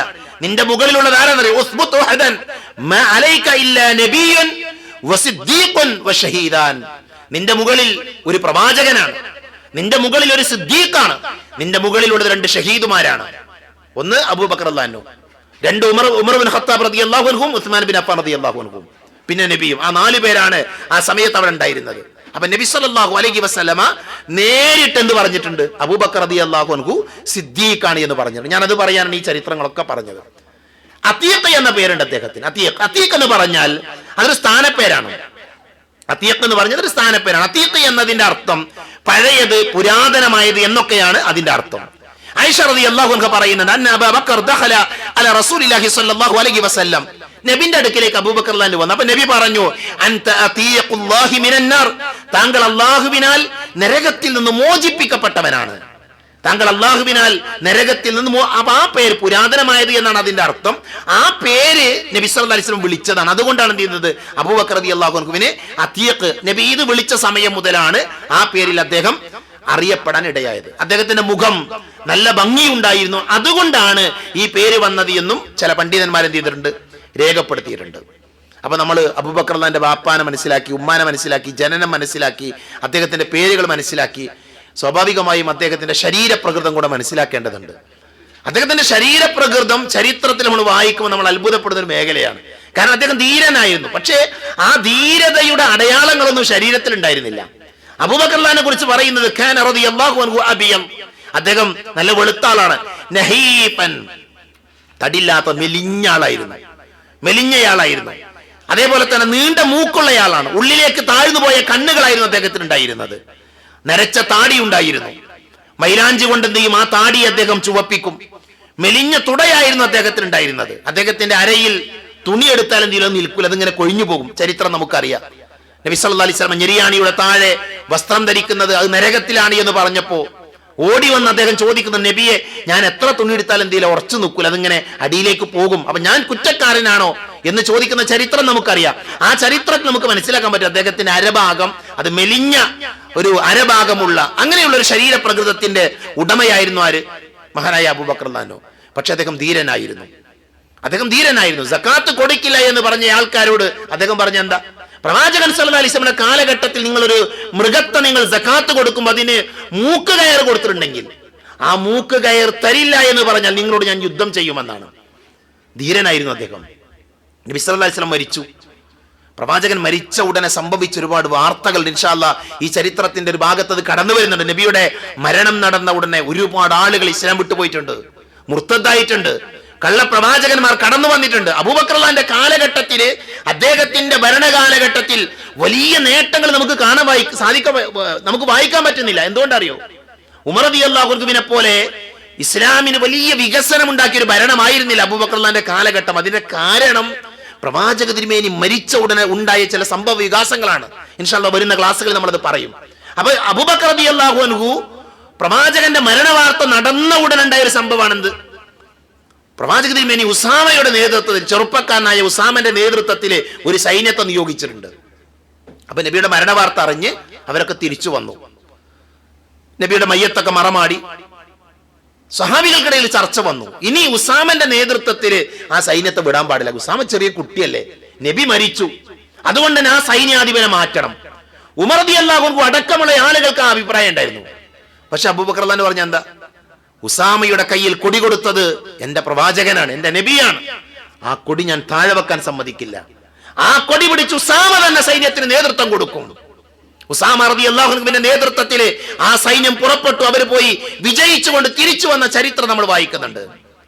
അദ്ദേഹം ശരീരം കൊണ്ട് ദുർബലനായിരുന്നെങ്കിലും ആദർശം കൊണ്ട് കരുത്തുള്ളയാളായിരുന്നു. മനസ്സിലായില്ലേ? അദ്ദേഹത്തിന്റെ ശരീരപ്രകൃതി കണ്ടിട്ട് നമ്മൾ എന്ത് ചെയ്യാൻ പാടില്ല? അദ്ദേഹത്തെ അളക്കാൻ പാടില്ല എന്നാണ് പണ്ഡിതന്മാർ പറയാറുള്ളത്. അദ്ദേഹത്തിന്റെ കുടുംബത്തിലേക്ക് വരുമ്പോ അദ്ദേഹത്തിന് 4 ഭാര്യമാരുണ്ടായിരുന്നു. അതിലൊന്ന് ഖുതൈല ബിൻതു അബ്ദുൽ ഉസ്സ എന്ന് പറയുന്നയാളാണ്. ഖുതൈല ബിൻതു അബ്ദുൽ ഉസ്സ. ഈ മഹദിയുടെ വിഷയത്തിൽ പണ്ഡിതന്മാർ വ്യത്യസ്തമായ അഭിപ്രായങ്ങൾ പറഞ്ഞു. ഏത് വിഷയത്തിൽ? അവർ മുസ്ലിമാണോ അല്ലേ എന്ന വിഷയത്തിൽ. അവർ ഇസ്ലാം സ്വീകരിച്ചിട്ടുണ്ടായിരുന്നില്ല. ജാഹിലിയത്തിൽ തന്നെ, അഥവാ പ്രവാചകൻ സല്ലല്ലാഹു അലൈഹി വസല്ലമ പ്രവാചകനായി വരുന്നതിന്റെ മുമ്പ് തന്നെ അവരെന്ത് ചെയ്തിരുന്നു? ത്വലാഖ് ചൊല്ലിയിരുന്നു എന്നാണ് ചരിത്രത്തിലുള്ളത്. അപ്പൊ അതുകൊണ്ട് തന്നെ അവരുടെ ഇസ്ലാമിന്റെ വിഷയത്തിൽ വഖ്തലഫൽ ഉലമാഉ ഫി അന്നഹാ അസ്ലമത് അമ്മാതത് അലാ കുഫ്രിഹാ വൽ അക്തറൂന അലാ മൗതിഹാ മുശ്രിക. പണ്ഡിതന്മാരിൽ മഹാഭൂരിപക്ഷം ആളുകളും അവർ മുശ്രിക്കായിക്കൊണ്ടാണ്, ജാഹിലിയത്തിൽ മുശ്രിക്കായിക്കൊണ്ട് തന്നെയാണ് അവർ മരണപ്പെട്ടത് എന്നാണ് പറഞ്ഞിട്ടുള്ളത്. അങ്ങനെ ഒരു ഭാര്യ അവർക്കുണ്ട്, അത് അബൂബക്കർ റളിയല്ലാഹു. ആ ഭാര്യയിലാണ് മഹദിയായ അസ്മാ റളിയല്ലാഹു അൻഹ ജനിച്ചത്. അസ്മാ റളിയല്ലാഹു അൻഹ അവര് മുശ്രിക്കത്താണ് എന്നുള്ളതിന്റെ തെളിവ് എന്താ അറിയോ? സ്വഹീഹായ ഹദീസിൽ കാണാം, അൻ അസ്മാ ബിൻതി അബീ ബക്കറിൻ ഖാലത് ഖദിമത് അലയ്യ ഉമ്മി വഹിയ മുശ്രികത്തുൻ ഫീ അഹദി റസൂലില്ലാഹി സ്വല്ലല്ലാഹു അലൈഹി വസല്ലം. നബിയോട് വന്നിട്ട് അവർ ചോദിക്കുക, നബിയെ, എന്റെ ഉമ്മ മുശ്രിക്കത്താണ്, ബഹുദൈവ വിശ്വാസിനിയാണ്, അതുകൊണ്ട് തന്നെ ഞാൻ അവർക്ക് സേവനം ചെയ്യേണ്ടതുണ്ടോ, ഞാൻ അവർക്ക് ഖിദ്മത്ത് ചെയ്യേണ്ടതുണ്ടോ? അപ്പൊ ഈ ഹദീസിനെ വെച്ച് പണ്ഡിതന്മാർ പറഞ്ഞു, നബിയോട് സേവനം ചെയ്യാൻ പറയുന്നുണ്ട്, ഈ ഹദീസിനെ വെച്ച് പറയുന്ന അവർ മുശ്രിക്കത്താണ് എന്ന് എന്ത് ചെയ്തിട്ടുണ്ട്? പണ്ഡിതന്മാർ പറഞ്ഞിട്ടുണ്ട്. മനസ്സിലായില്ലേ? അതുകൊണ്ട് തന്നെ മുശ്രിക്കത്തായ ബഹുദൈവ വിശ്വാസിനിയായ മാതാപിതാക്കൾ ഉണ്ടെങ്കിൽ അവരോടുള്ള എല്ലാ കടമയും നമ്മൾ നിർവഹിക്കണം. അത് പറയാൻ വേണ്ടി പണ്ഡിതന്മാർ എന്ത് ചെയ്യും? ഈ ചരിത്രം കൊണ്ടുവരാറുണ്ട്. അപ്പൊ എന്തായാലും അസ്മാ റളിയല്ലാഹു അൻഹ, അബ്ദുള്ള എന്ന് പറയുന്ന 2 മക്കൾ ആരിൽ ഉണ്ടായിട്ടുണ്ട്? ഈ മഹദിയിലാണ് ഉണ്ടായിട്ടുള്ളത്. അസ്മാ റളിയല്ലാഹു അൻഹ വലിയ ചരിത്രത്തിന്റെ ഉടമയാണ്. അസ്മാ റളിയല്ലാഹു അൻഹ, അബൂബക്കർ റളിയല്ലാഹുവിന്റെ മകള് അസ്മാ റളിയല്ലാഹു അൻഹ. അസ്മാ റളിയല്ലാഹുവിനെ കുറിച്ച് നമ്മൾ പറയുമ്പോൾ സുബൈർ ഇബ്നു അവാമാണ് അവരെ വിവാഹം കഴിച്ചത്, അസ്മാ റളിയല്ലാഹു അൻഹയെ. അവരുടെ മകനാണ് നമ്മൾ ചരിത്രത്തിൽ ഏറെ കേൾക്കുന്ന മഹാനായ അബ്ദുല്ലാഹി ഇബ്നു സുബൈർ റളിയല്ലാഹു അൻഹു. അപ്പൊ സുബൈർ ഇബ്നു അവാം ആരാ? അസ്മാ റളിയല്ലാഹുവിന്റെ ഭർത്താവാണ് സുബൈർ ഇബ്നു അവാം. അതാരാ? അബ്ദുല്ലാഹി ഇബ്നു സുബൈർ. അദ്ദേഹം അസ്മാ റളിയല്ലാഹുവിന്റെ മകനാണ്. അസ്മാ റളിയല്ലാഹുവിന്റെ മകനായ സുബൈർ, അബ്ദുല്ലാഹി ഇബ്നു സുബൈർ, അദ്ദേഹം ഹജ്ജാജ് ഇബ്നു യൂസുഫുമായി പോരാട്ടം നടന്ന ഒരു കാലഘട്ടത്തിൽ, മക്കയിൽ പോരാട്ടം നടന്ന ഒരു കാലഘട്ടമുണ്ട്. ഹജ്ജാജ് ഇബ്നു യൂസുഫുമായി പോരാടിയിട്ട് മക്കയിൽ വെച്ചാണ് എന്ത് ചെയ്യുന്നത്? അദ്ദേഹം ഷഹീദാകുന്നത്. മകൻ, അസ്മാ റളിയല്ലാഹുവിന്റെ മകൻ. അങ്ങനെ ആ പോരാട്ടം നടക്കുന്ന സമയത്ത് മകന് മനസ്സിലായി, ഞാൻ ഈ യുദ്ധത്തിൽ ഷഹീദാവും, ഞാൻ മരിക്കുന്നു മനസ്സിലായി. ആ മരിക്കുന്നു മനസ്സിലായപ്പോൾ ഉമ്മയോട് യാത്ര പറയാൻ വേണ്ടി അദ്ദേഹം വീട്ടിലേക്ക് ഓടി വന്നു. യുദ്ധത്തിന്റെ ഇടയിൽ ഉമ്മാനോട് യാത്ര പറയാൻ വേണ്ടി അദ്ദേഹം ഓടി വന്നു. അന്ന് അവരുടെ പ്രായം, അസ്മാ റളിയല്ലാഹുവിന്റെ പ്രായം ഏകദേശം 100 വയസ്സാണ്. അവർക്ക് കണ്ണ് ശരിക്കും കാണൂല, അബൂബക്കർ റളിയല്ലാഹുവിന്റെ മകൾക്ക് അന്ന് ആ സമയത്ത്. അപ്പൊ മകൻ ഓടി വന്നപ്പോ ഉമ്മ ഇങ്ങനെ തപ്പി നോക്കി, കണ്ണ് ശരിക്കും കാണാത്തോണ്ട്. അപ്പൊ ആ സമയത്ത് മകന്റെ ശരീരത്തിൽ പടയങ്കി കണ്ടു ഉമ്മ. ആയുധങ്ങൾ കൊണ്ട് വെട്ടിയാൽ പരിക്കേൽക്കാതിരിക്കാൻ വേണ്ടി ധരിക്കുന്ന പടയങ്കി കണ്ടു. അപ്പൊ ഉമ്മ മകനോട് പറയാം, മോനെ നീ ഭീരുവാണോ, നിനക്ക് പേടിയുണ്ടോ? അള്ളാഹുവിന്റെ മാർഗത്തിൽ പോയി പോരാടാൻ പറഞ്ഞ് ഉമ്മ എന്ത് ചെയ്യാണ്, ആ മകനെ വീണ്ടും യുദ്ധക്കളത്തിലേക്ക് പറഞ്ഞേക്കാണ്. അങ്ങനെ ഹജ്ജാജ് ബിൻ യൂസഫ് അദ്ദേഹത്തെ വധിക്കുന്നുണ്ട്, അവരുടെ മകനെ വധിക്കുന്നുണ്ട്. എന്നിട്ട് ഹജ്ജാജ് ബിൻ യൂസഫ് അസ്മാ റളിയല്ലാഹു അൻഹയോട് മകന്റെ മയ്യത്ത് കാണാൻ വരാൻ പറഞ്ഞു. എന്താ ചെയ്തിരുന്നറിയാം ഹജ്ജാജ് ബിൻ യൂസഫ്? ആടിനെ കൊന്ന് തോല് പൊളിക്കുമ്പോൾ പിന്നെ കെട്ടിത്തൂക്കൽ അതേപോലെ കെട്ടിത്തൂക്കിയിട്ട് എന്ത് ചെയ്തു, മകനവിടെ കെട്ടിത്തൂക്കിയിട്ടുണ്ട്, വന്ന് കണ്ടോളി എന്ന് പറഞ്ഞു. ആ സമയത്ത് ആ ഉമ്മയുടെ മറുപടിയുണ്ട്. ആ ഉമ്മ പറഞ്ഞ മറുപടി, ആടിനെ കൊന്ന് തോല് പൊളിക്കുമ്പോൾ എന്ത് ചെയ്യൂല, ആടിന് വേദനിക്കൂല. നീ കെട്ടിത്തൂക്കിയാൽ എന്റെ മകൻ എന്ത് ചെയ്യൂല, വേദന മരിച്ചു കഴിഞ്ഞിട്ടുണ്ട്, അവന് വേദനയില്ല, അവനെന്തില്ല, വേദനയില്ല. മരണത്തിന്റെ സമയത്ത് മാത്രമാണ് എന്തുള്ളത്, വേദന ഉള്ളത്. ഹജ്ജാജ് ബിൻ യൂസഫിനോട് അവർ പറഞ്ഞു, ഞാനേ എന്ന പേര് കിട്ടിയ ആളാണ്. അഥവാ ഹിജ്റയുടെ സമയത്ത് നബി സല്ലല്ലാഹു അലൈഹി വസല്ലമക്ക് ആവശ്യമുള്ളത് കെട്ടിക്കൊടുക്കാൻ അന്ന് ഞാൻ ഇസ്ലാമിന്റെ കൂടെ നിന്ന ആളാ. ആ എന്നെയാണോ നീ ഭയപ്പെടുത്തുന്നത്? അവരുടെ വാചകം ചരിത്രത്തിൽ കാണാം. അൻ അസ്മാ ബിൻത് അബീ ബക്കറിൻ അൻ നബി സല്ലല്ലാഹു അലൈഹി വസല്ലം അന്നഹു ഖാല സയകൂനു ഫീ സഖീഫിൻ കദ്ദാബുൻ വമുബീറുൻ. നബി സല്ലല്ലാഹു അലൈഹി വസല്ലം പറഞ്ഞിട്ടുണ്ട്, സഖീഫ് ഗോത്രത്തിൽ ഒരു കള്ളൻ വരുമെന്ന് നബി പറഞ്ഞിട്ടുണ്ട്. അവർ പറയാണ്, ഹജ്ജാജിനോട് പറയണത്, അള്ളാഹുവിന്റെ റസൂൽ പറഞ്ഞിട്ടുണ്ട്, സഖീഫ് ഗോത്രത്തിൽ നിന്ന് ഒരു കള്ളൻ വരും. ഫകാനൽ കദ്ദാബു ഹുവ മുഖ്താർ ബിനു അബി ഉബൈദ വകാനൽ മുബീറു ഹുവ ഹജ്ജാജ് ബിൻ യൂസഫ്. നബി പറഞ്ഞ കള്ളന്മാരിൽപ്പെട്ട ആളാ നീ, അള്ളാന്റെ റസൂൽ പറഞ്ഞ കള്ളന്മാരിൽപ്പെട്ട ആളാ നീ എന്ന് മുഖത്ത് നോക്കി 100 വയസ്സുള്ള അസ്മാ റളിയല്ലാഹു അൻഹ എന്ത് ചെയ്തിട്ടുണ്ട്, ഹജ്ജാജ് ബിൻ യൂസഫിനോട് പറഞ്ഞത് ചരിത്രത്തിൽ നമുക്ക് വായിക്കാൻ പറ്റും. അപ്പോ അസ്മാ റളിയല്ലാഹു അൻഹ അബൂബക്കർ റളിയല്ലാഹുവിന്റെ മകളാണ്, വലിയ ചരിത്രത്തിന്റെ ഉടമയാണ്. അവരെ കുറിച്ച് മാത്രം എന്ത് ചെയ്യാണ്ട് നമ്മൾ പഠിക്കാനുണ്ട്. ശരി, രണ്ടാമത്തെ അവരുടെ മകൻ അബ്ദുള്ളയാണ്. അബ്ദുള്ള മുസ്ലിം ആയിരുന്നു. ത്വായിഫിൽ വെച്ച് നടന്ന ഒരു യുദ്ധത്തിൽ അമ്പേറ്റിട്ട് എന്ത് ചെയ്തു, അദ്ദേഹം ഷഹീദായി എന്നുള്ളതാണ് ചരിത്രം. അപ്പോ അബൂബക്കർ റളിയല്ലാഹുവിന്റെ ഒരു ഭാര്യയുടെ ചരിത്രം ഇതാണ്. രണ്ടാമത്തെ ഭാര്യ ഉമ്മുറുമ്മാൻ. ആരാണ് അവര്? ബിൻതു ആമിർ. അവര് അബ്ദുറഹ്മാനിന്റെയും ആയിഷ ഉമ്മയുടെയും ഉമ്മയാണ്. മനസ്സിലായില്ലേ? ആയിഷ റളിയല്ലാഹു അൻഹയുടെയും അതേപോലെ തന്നെ അബ്ദുറഹ്മാനിന്റെയും ഉമ്മയാണ് ആര്? ഉമ്മുറുമ്മാൻ എന്ന പേരിൽ അറിയപ്പെടുന്ന അബൂബക്കർ റളിയല്ലാഹു അൻഹുവിന്റെ ഭാര്യ. ഈ അബ്ദുറഹ്മാൻ കുറെ വൈകിയാണ് ഇസ്ലാം സ്വീകരിച്ചത്. അബ്ദുറഹ്മാൻ തുടക്കത്തിൽ ഇസ്ലാം സ്വീകരിച്ചു. ബദർ യുദ്ധത്തിൽ അബൂബക്കർ റളിയല്ലാഹു അൻഹുവിന് എതിരിൽ ആര് യുദ്ധം ചെയ്തിട്ടുണ്ട്? അബൂബക്കർ റളിയല്ലാഹുവിന്റെ മകനായ ഈ അബ്ദുറഹ്മാൻ, ആയിഷ റളിയല്ലാഹുവിന്റെ സഹോദരൻ യുദ്ധം ചെയ്തിട്ടുണ്ട്. അപ്പൊ അബൂബക്കർ റളിയല്ലാഹു ഈ അബ്ദുള്ള ഇസ്ലാം സ്വീകരിച്ചതിന് ശേഷം അദ്ദേഹം ഇങ്ങനെ ഒരിക്കൽ ബാപ്പാനോട് പറയാം, ബാപ്പ, പണ്ട് ബദർ യുദ്ധം നടന്ന സമയത്ത് എന്റെ മുമ്പിൽ കുറെ സമയം ഞാൻ നിങ്ങളെ കണ്ടു. നമ്മളിങ്ങനെ യുദ്ധം ചെയ്യുന്ന സമയത്ത് നിങ്ങൾ എന്റെ മുന്നിൽ കൂടെ പല സമയത്തും ഞാൻ കണ്ടു. പക്ഷെ ഞാൻ എന്റെ ബാപ്പയല്ലെന്ന് വിചാരിച്ചിട്ട് എന്ത് ചെയ്തു, ഞാനിങ്ങനെ മാറി നടന്നു, നിങ്ങളെ കൊല്ലാതെ വിട്ടതാണെന്ന്. അപ്പൊ അബൂബക്കർ റളിയല്ലാഹു പറഞ്ഞു, മോനെ, ഞാൻ ഒരു വട്ടം പോലും നിന്നെ കണ്ടില്ല. നിന്നെ എങ്ങാനും ഒരു തവണ എന്റെ മുന്നിൽ ഞാൻ കണ്ടിരുന്നുവെങ്കിൽ ഇന്ന് നിന്റെ തലന്റെ മുകളിൽ ഉടലുണ്ടാകുമായിരുന്നില്ല എന്ന് ബാപ്പ മകനോട് പറയുന്ന ഒരു ചരിത്രം നമുക്ക് വായിക്കാൻ പറ്റും. അത്രമാത്രം ആദർശത്തിൽ പ്രതിബദ്ധത ഉള്ള ആളായിരുന്നു ആര്? മഹാനായ അബൂബക്കർ റളിയല്ലാഹു. ആ അബൂബക്കർ റളിയല്ലാഹുവിന്റെ മകനാണ് അബ്ദുറഹ്മാൻ. ഈ അബ്ദുറഹ്മാനെയാണ് നബി സല്ലല്ലാഹു അലൈഹി വസല്ലം മരിക്കണ സമയത്ത് ആയിഷ അവിടെ ഉണ്ട്. ഈ അബ്ദുറഹ്മാനാണ് കയ്യിൽ അറാക്കുമായി കൊണ്ട് കടന്നു വരുന്നത്, അറാക്കുമായിട്ട് വരുന്നുണ്ട്. അപ്പൊ നബി ആ അറാക്കിലേക്ക് നോക്കി. അപ്പൊ നബിയോട് അവർ ആയിഷമ്മ ചോദിക്കും, നബി എനിക്ക് പല്ല് തേക്കണോ? നബി ആംഗ്യം കാണിച്ചു. അപ്പൊ ആ അറാക്കെടുത്ത് പല്ല് തേച്ച ചരിത്രമൊക്കെ നമുക്ക് ആ അബ്ദുറഹ്മാനാണ് ഈ ചരിത്രത്തിൽ നമ്മളിപ്പോ പറഞ്ഞുകൊണ്ടിരിക്കുന്ന അബ്ദുറഹ്മാൻ.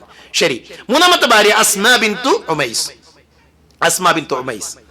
അവരിൽ 3 മക്കളുണ്ട്. ഔന്, അബ്ദുള്ള, മുഹമ്മദ് എന്ന് പറയുന്ന 3 മക്കൾ ഉണ്ടായിട്ടുണ്ട്. അബൂബക്കർ റളിയല്ലാഹു അൻഹു താൻ മരിച്ചാൽ മയ്യത്ത് കുളിപ്പിക്കാൻ വസിയത്ത് ചെയ്തത് ഇവരോടാണ്. ഞാൻ മരിക്കുകയാണെങ്കിൽ എന്നെ മയ്യത്ത് കുളിപ്പിക്കണം എന്ന് അസ്മാ ബിൻതു ഉമൈസിനോടാണ് അബൂബക്കർ റളിയല്ലാഹു വസിയത്ത് ചെയ്തിരുന്നത്. ഈ അസ്മാ ബിൻതു ഉമൈസ് ആരാ? അവർ ജഅഫർ ബിൻ അബീ ത്വാലിബിന്റെ ഭാര്യയായിരുന്നു. ജഅഫർ ബിൻ നബിയുടെ കുടുംബത്തിൽ അംഗമാണ് ജഅഫർ ബിൻ അബീ ത്വാലിബ്. ഈ അദ്ദേഹത്തിന്റെ ഭാര്യയായിരുന്നു ആര്? അസ്മാ ബിൻതു ഉമൈസ്. ഈ അസ്മാ ബിൻതു ഉമൈസിന്റെ ഭർത്താവായ ജഅഫർ റളിയല്ലാഹു അൻഹു മരിച്ചു. അദ്ദേഹം മരിച്ചതിന് ശേഷമാണ് അബൂബക്കർ റളിയല്ലാഹു അൻഹു വിവാഹം കഴിക്കുന്നത്. വലിയൊരു ചരിത്രമുണ്ട്. അവിടെ ഒരു പ്രാർത്ഥന നബി സല്ലല്ലാഹു അലൈഹി വസല്ലം പഠിപ്പിച്ചിട്ടുണ്ട്. അസ്മാ ബിൻതു ഉമൈസിന്റെ ഭർത്താവ് മരിച്ച ഒരു കർബാണ്, ഒരു പ്രയാസമുള്ള സമയമാണ്. ആ സമയത്ത് നബി അവരോട് പറയുന്നുണ്ട്, അന്ന റസൂലുള്ളാഹി, അവർ ഉദ്ധരിക്കുന്ന ഹദീസിൽ കാണാം, അന്ന അസ്മാ ബിൻതി ഉമൈസിൻ അന്ന റസൂലുള്ളാഹി സ്വല്ലല്ലാഹു അലൈഹി വസല്ലം അല്ലമഹാ കലിമാത്തിൻ തഖൂലുഹുന്ന ഇൻദൽ കർബ്. പ്രയാസമുള്ള സമയത്ത് ചൊല്ലാനുള്ള ഒരു പ്രാർത്ഥന നബി എന്നെ പഠിപ്പിച്ചു. എന്താ പ്രാർത്ഥന? അല്ലാഹു അല്ലാഹു റബ്ബി ലാ ഉശ്രികു ബിഹി ഷൈആ. ഈ പ്രാർത്ഥന നമ്മൾ പഠിക്കണം. വളരെ എളുപ്പമാണ്. അല്ലാഹു അല്ലാഹു റബ്ബി ലാ ഉശ്രികു ബിഹി ഷൈഅ. ഈ പ്രാർത്ഥന ചൊല്ലിയാൽ എന്ത് ഇടങ്ങേറും മാറുന്നതാണ്. എന്ത് പ്രശ്നമുണ്ടോ, എന്ത് കെർബുണ്ടോ, എന്ത് ബുദ്ധിമുട്ടുണ്ടോ, ഈ പ്രാർത്ഥന ചൊല്ലിക്കൊള്ളിന്നാണ്. ഇത് നബി സല്ലല്ലാഹു അലൈഹി വസല്ലം പറഞ്ഞതാണ്. മഹാനായ ഉമർ ബിൻ അബ്ദുൽ അസീസ് റഹ്മത്തുള്ളാഹി അലൈഹി പറയുന്നുണ്ട്, ജമഅ റസൂലുള്ളാഹി സ്വല്ലല്ലാഹു അലൈഹി വസല്ലം അഹ്ല ബൈതിഹി.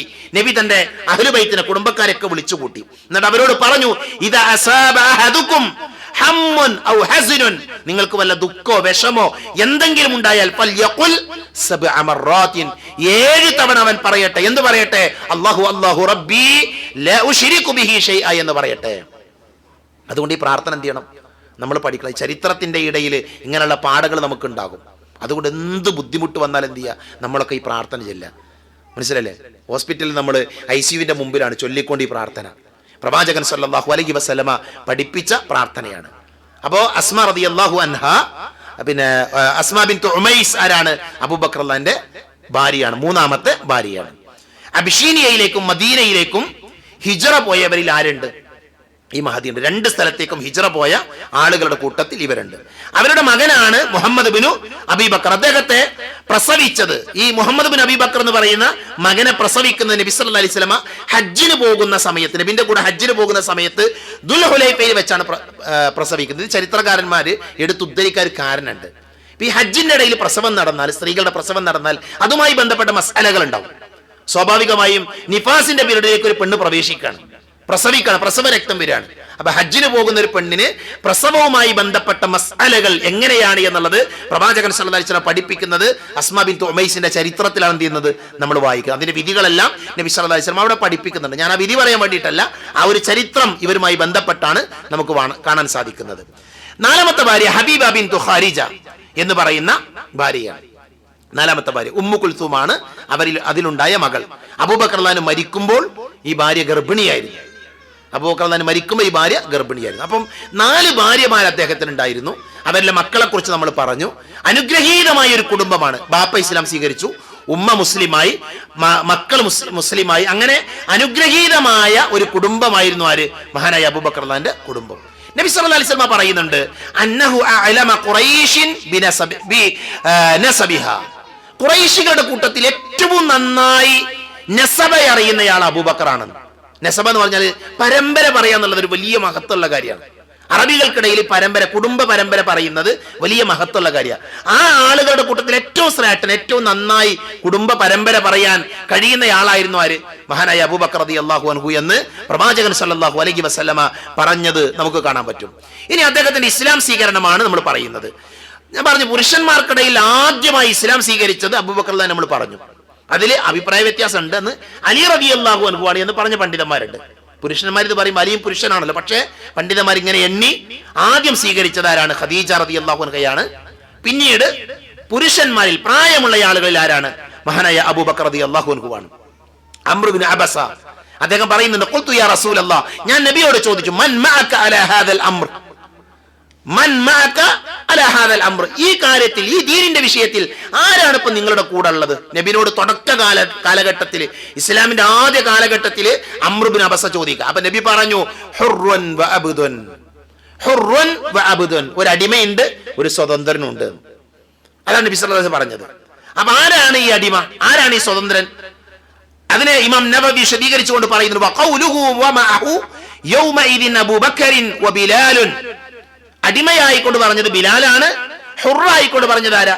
അബൂബക്കറാണ്. അപ്പൊ നബിന്റെ കൂടെ ആരാണ് അന്ന് ഇസ്ലാം സ്വീകരിച്ചവരായിട്ടുള്ളത്?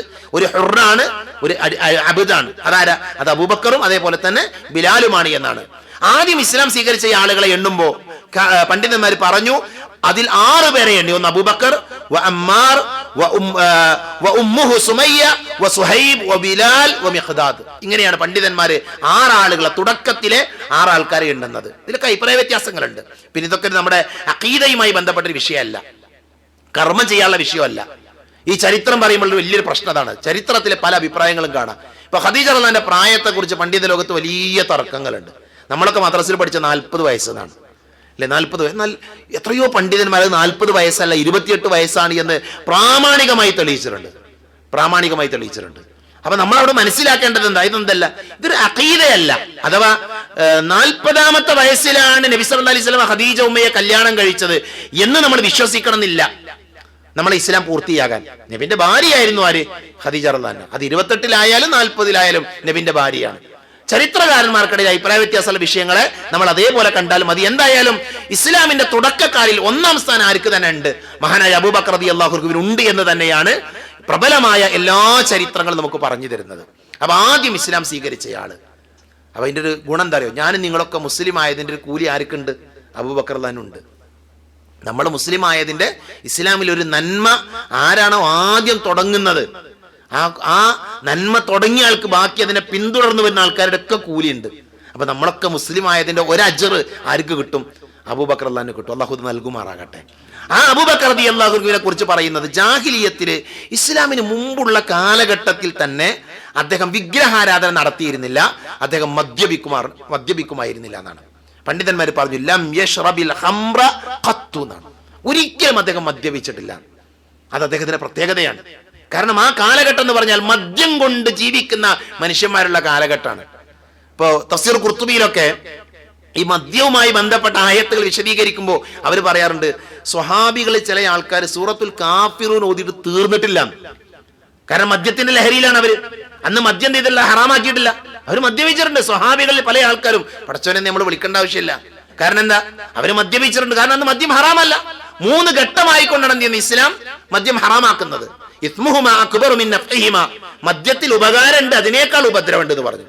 അപ്പോൾ മദ്യം ചെയ്തിട്ടില്ല, ഹറാമാക്കിയിട്ടില്ല. യാ അയ്യുഹല്ലദീന ആമനു ലാ തഖറബുസ് സ്വലാത വഅൻതും സുകാറ. മത്തന്മാരായിക്കൊണ്ട് നിങ്ങൾ നിസ്കരിക്കാൻ പാടില്ല എന്ന് പറഞ്ഞു. കള്ളുടിച്ചാണ് നിസ്കരിക്കരുതെന്ന് പറഞ്ഞു. അപ്പോഴും ഹറാമാക്കിയിട്ടില്ല. അപ്പൊ ചില ആൾക്കാര് ആദ്യം എന്ത് ചെയ്തു? കള്ളുടിച്ചാണ് നിസ്കരിച്ചിട്ടുണ്ട്. അന്നൊരു സൂറത്തുൽ കാഫിറൂൻ ഓതിയിട്ട് എങ്ങനെയായിട്ടും തീരുന്നില്ല എന്നാ ചില തഫ്സീറുകളിലൊക്കെ ആ രസകരമായ ചരിത്രങ്ങൾ നമുക്ക് വായിക്കാൻ പറ്റുന്നത്. എന്നാൽ ഇന്നമൽ ഖംറു വൽ മൈസിറു വൽ അൻസാബു വൽ അസ്ലാമു റിജ്സും മിൻ അമലി ശൈത്വാൻ. അത് വന്നോടുകൂടെ എന്തായി? മദ്യം നിർത്തി, അത് ഹറാമായി, പൂർണ്ണമായി ഹറാമായി. അബൂബക്കർ റളിയല്ലാഹു അൻഹു ജാഹിലിയ കാലഘട്ടത്തിൽ തന്നെ മദ്യപിക്കാറുണ്ടായിരുന്നില്ല എന്നാണ് കാണാൻ സാധിക്കുന്നത്. അങ്ങനെ മദ്യപിക്കാതിരിക്കാനുള്ള ഒരു കാരണമുണ്ട്.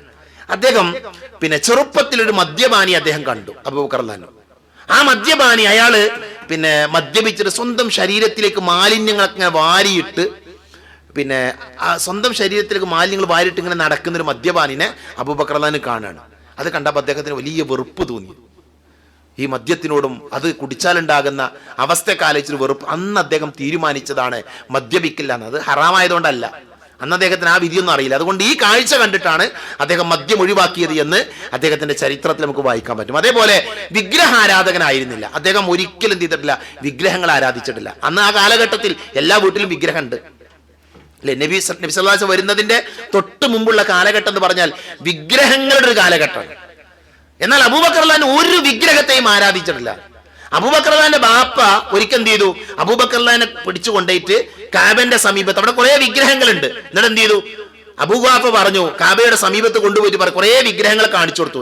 എന്നിട്ട് അദ്ദേഹത്തോട് പറഞ്ഞു, ഇതൊക്കെയാണ് നമ്മുടെ ദൈവങ്ങൾ, ഈ ദൈവങ്ങളെ പൂജിച്ചോ എന്ന് പറഞ്ഞു അബൂബക്കർ റളിയല്ലാഹുവിനോട്. അവിടെ കൊണ്ടുപോയിട്ട് ഇരുത്തിയിട്ട് അപ്പൊ അബൂബക്കർ റളിയല്ലാഹു അവിടെ ഇരുന്നു. അവിടെ ഇങ്ങനെ ഇരുന്നിട്ട് അദ്ദേഹം ആ മുന്നിലിരിക്കുന്ന വിഗ്രഹങ്ങളോട് വെള്ളം ചോദിച്ചു, ഭക്ഷണം ചോദിച്ചു. അദ്ദേഹം വെള്ളവും കിട്ടുന്നില്ല, ഭക്ഷണം കിട്ടുന്നില്ല, ഇതൊന്നും കിട്ടണില്ല. അദ്ദേഹം ഒരു കല്ലെടുത്ത് ആ വിഗ്രഹങ്ങളെ എറിഞ്ഞിട്ട് അദ്ദേഹം എഴുന്നേറ്റ് പോകുന്നതാണ്. പിന്നീട് ഒരിക്കലും എന്ത് ചെയ്തിട്ടില്ല, ആ വഴിക്ക് അദ്ദേഹം പോയിട്ടില്ല എന്നാണ് അദ്ദേഹത്തിന്റെ ചരിത്രത്തിൽ, സ്വഹീഹായ ചരിത്രത്തിൽ നമുക്ക് വായിക്കാൻ പറ്റുന്നത്.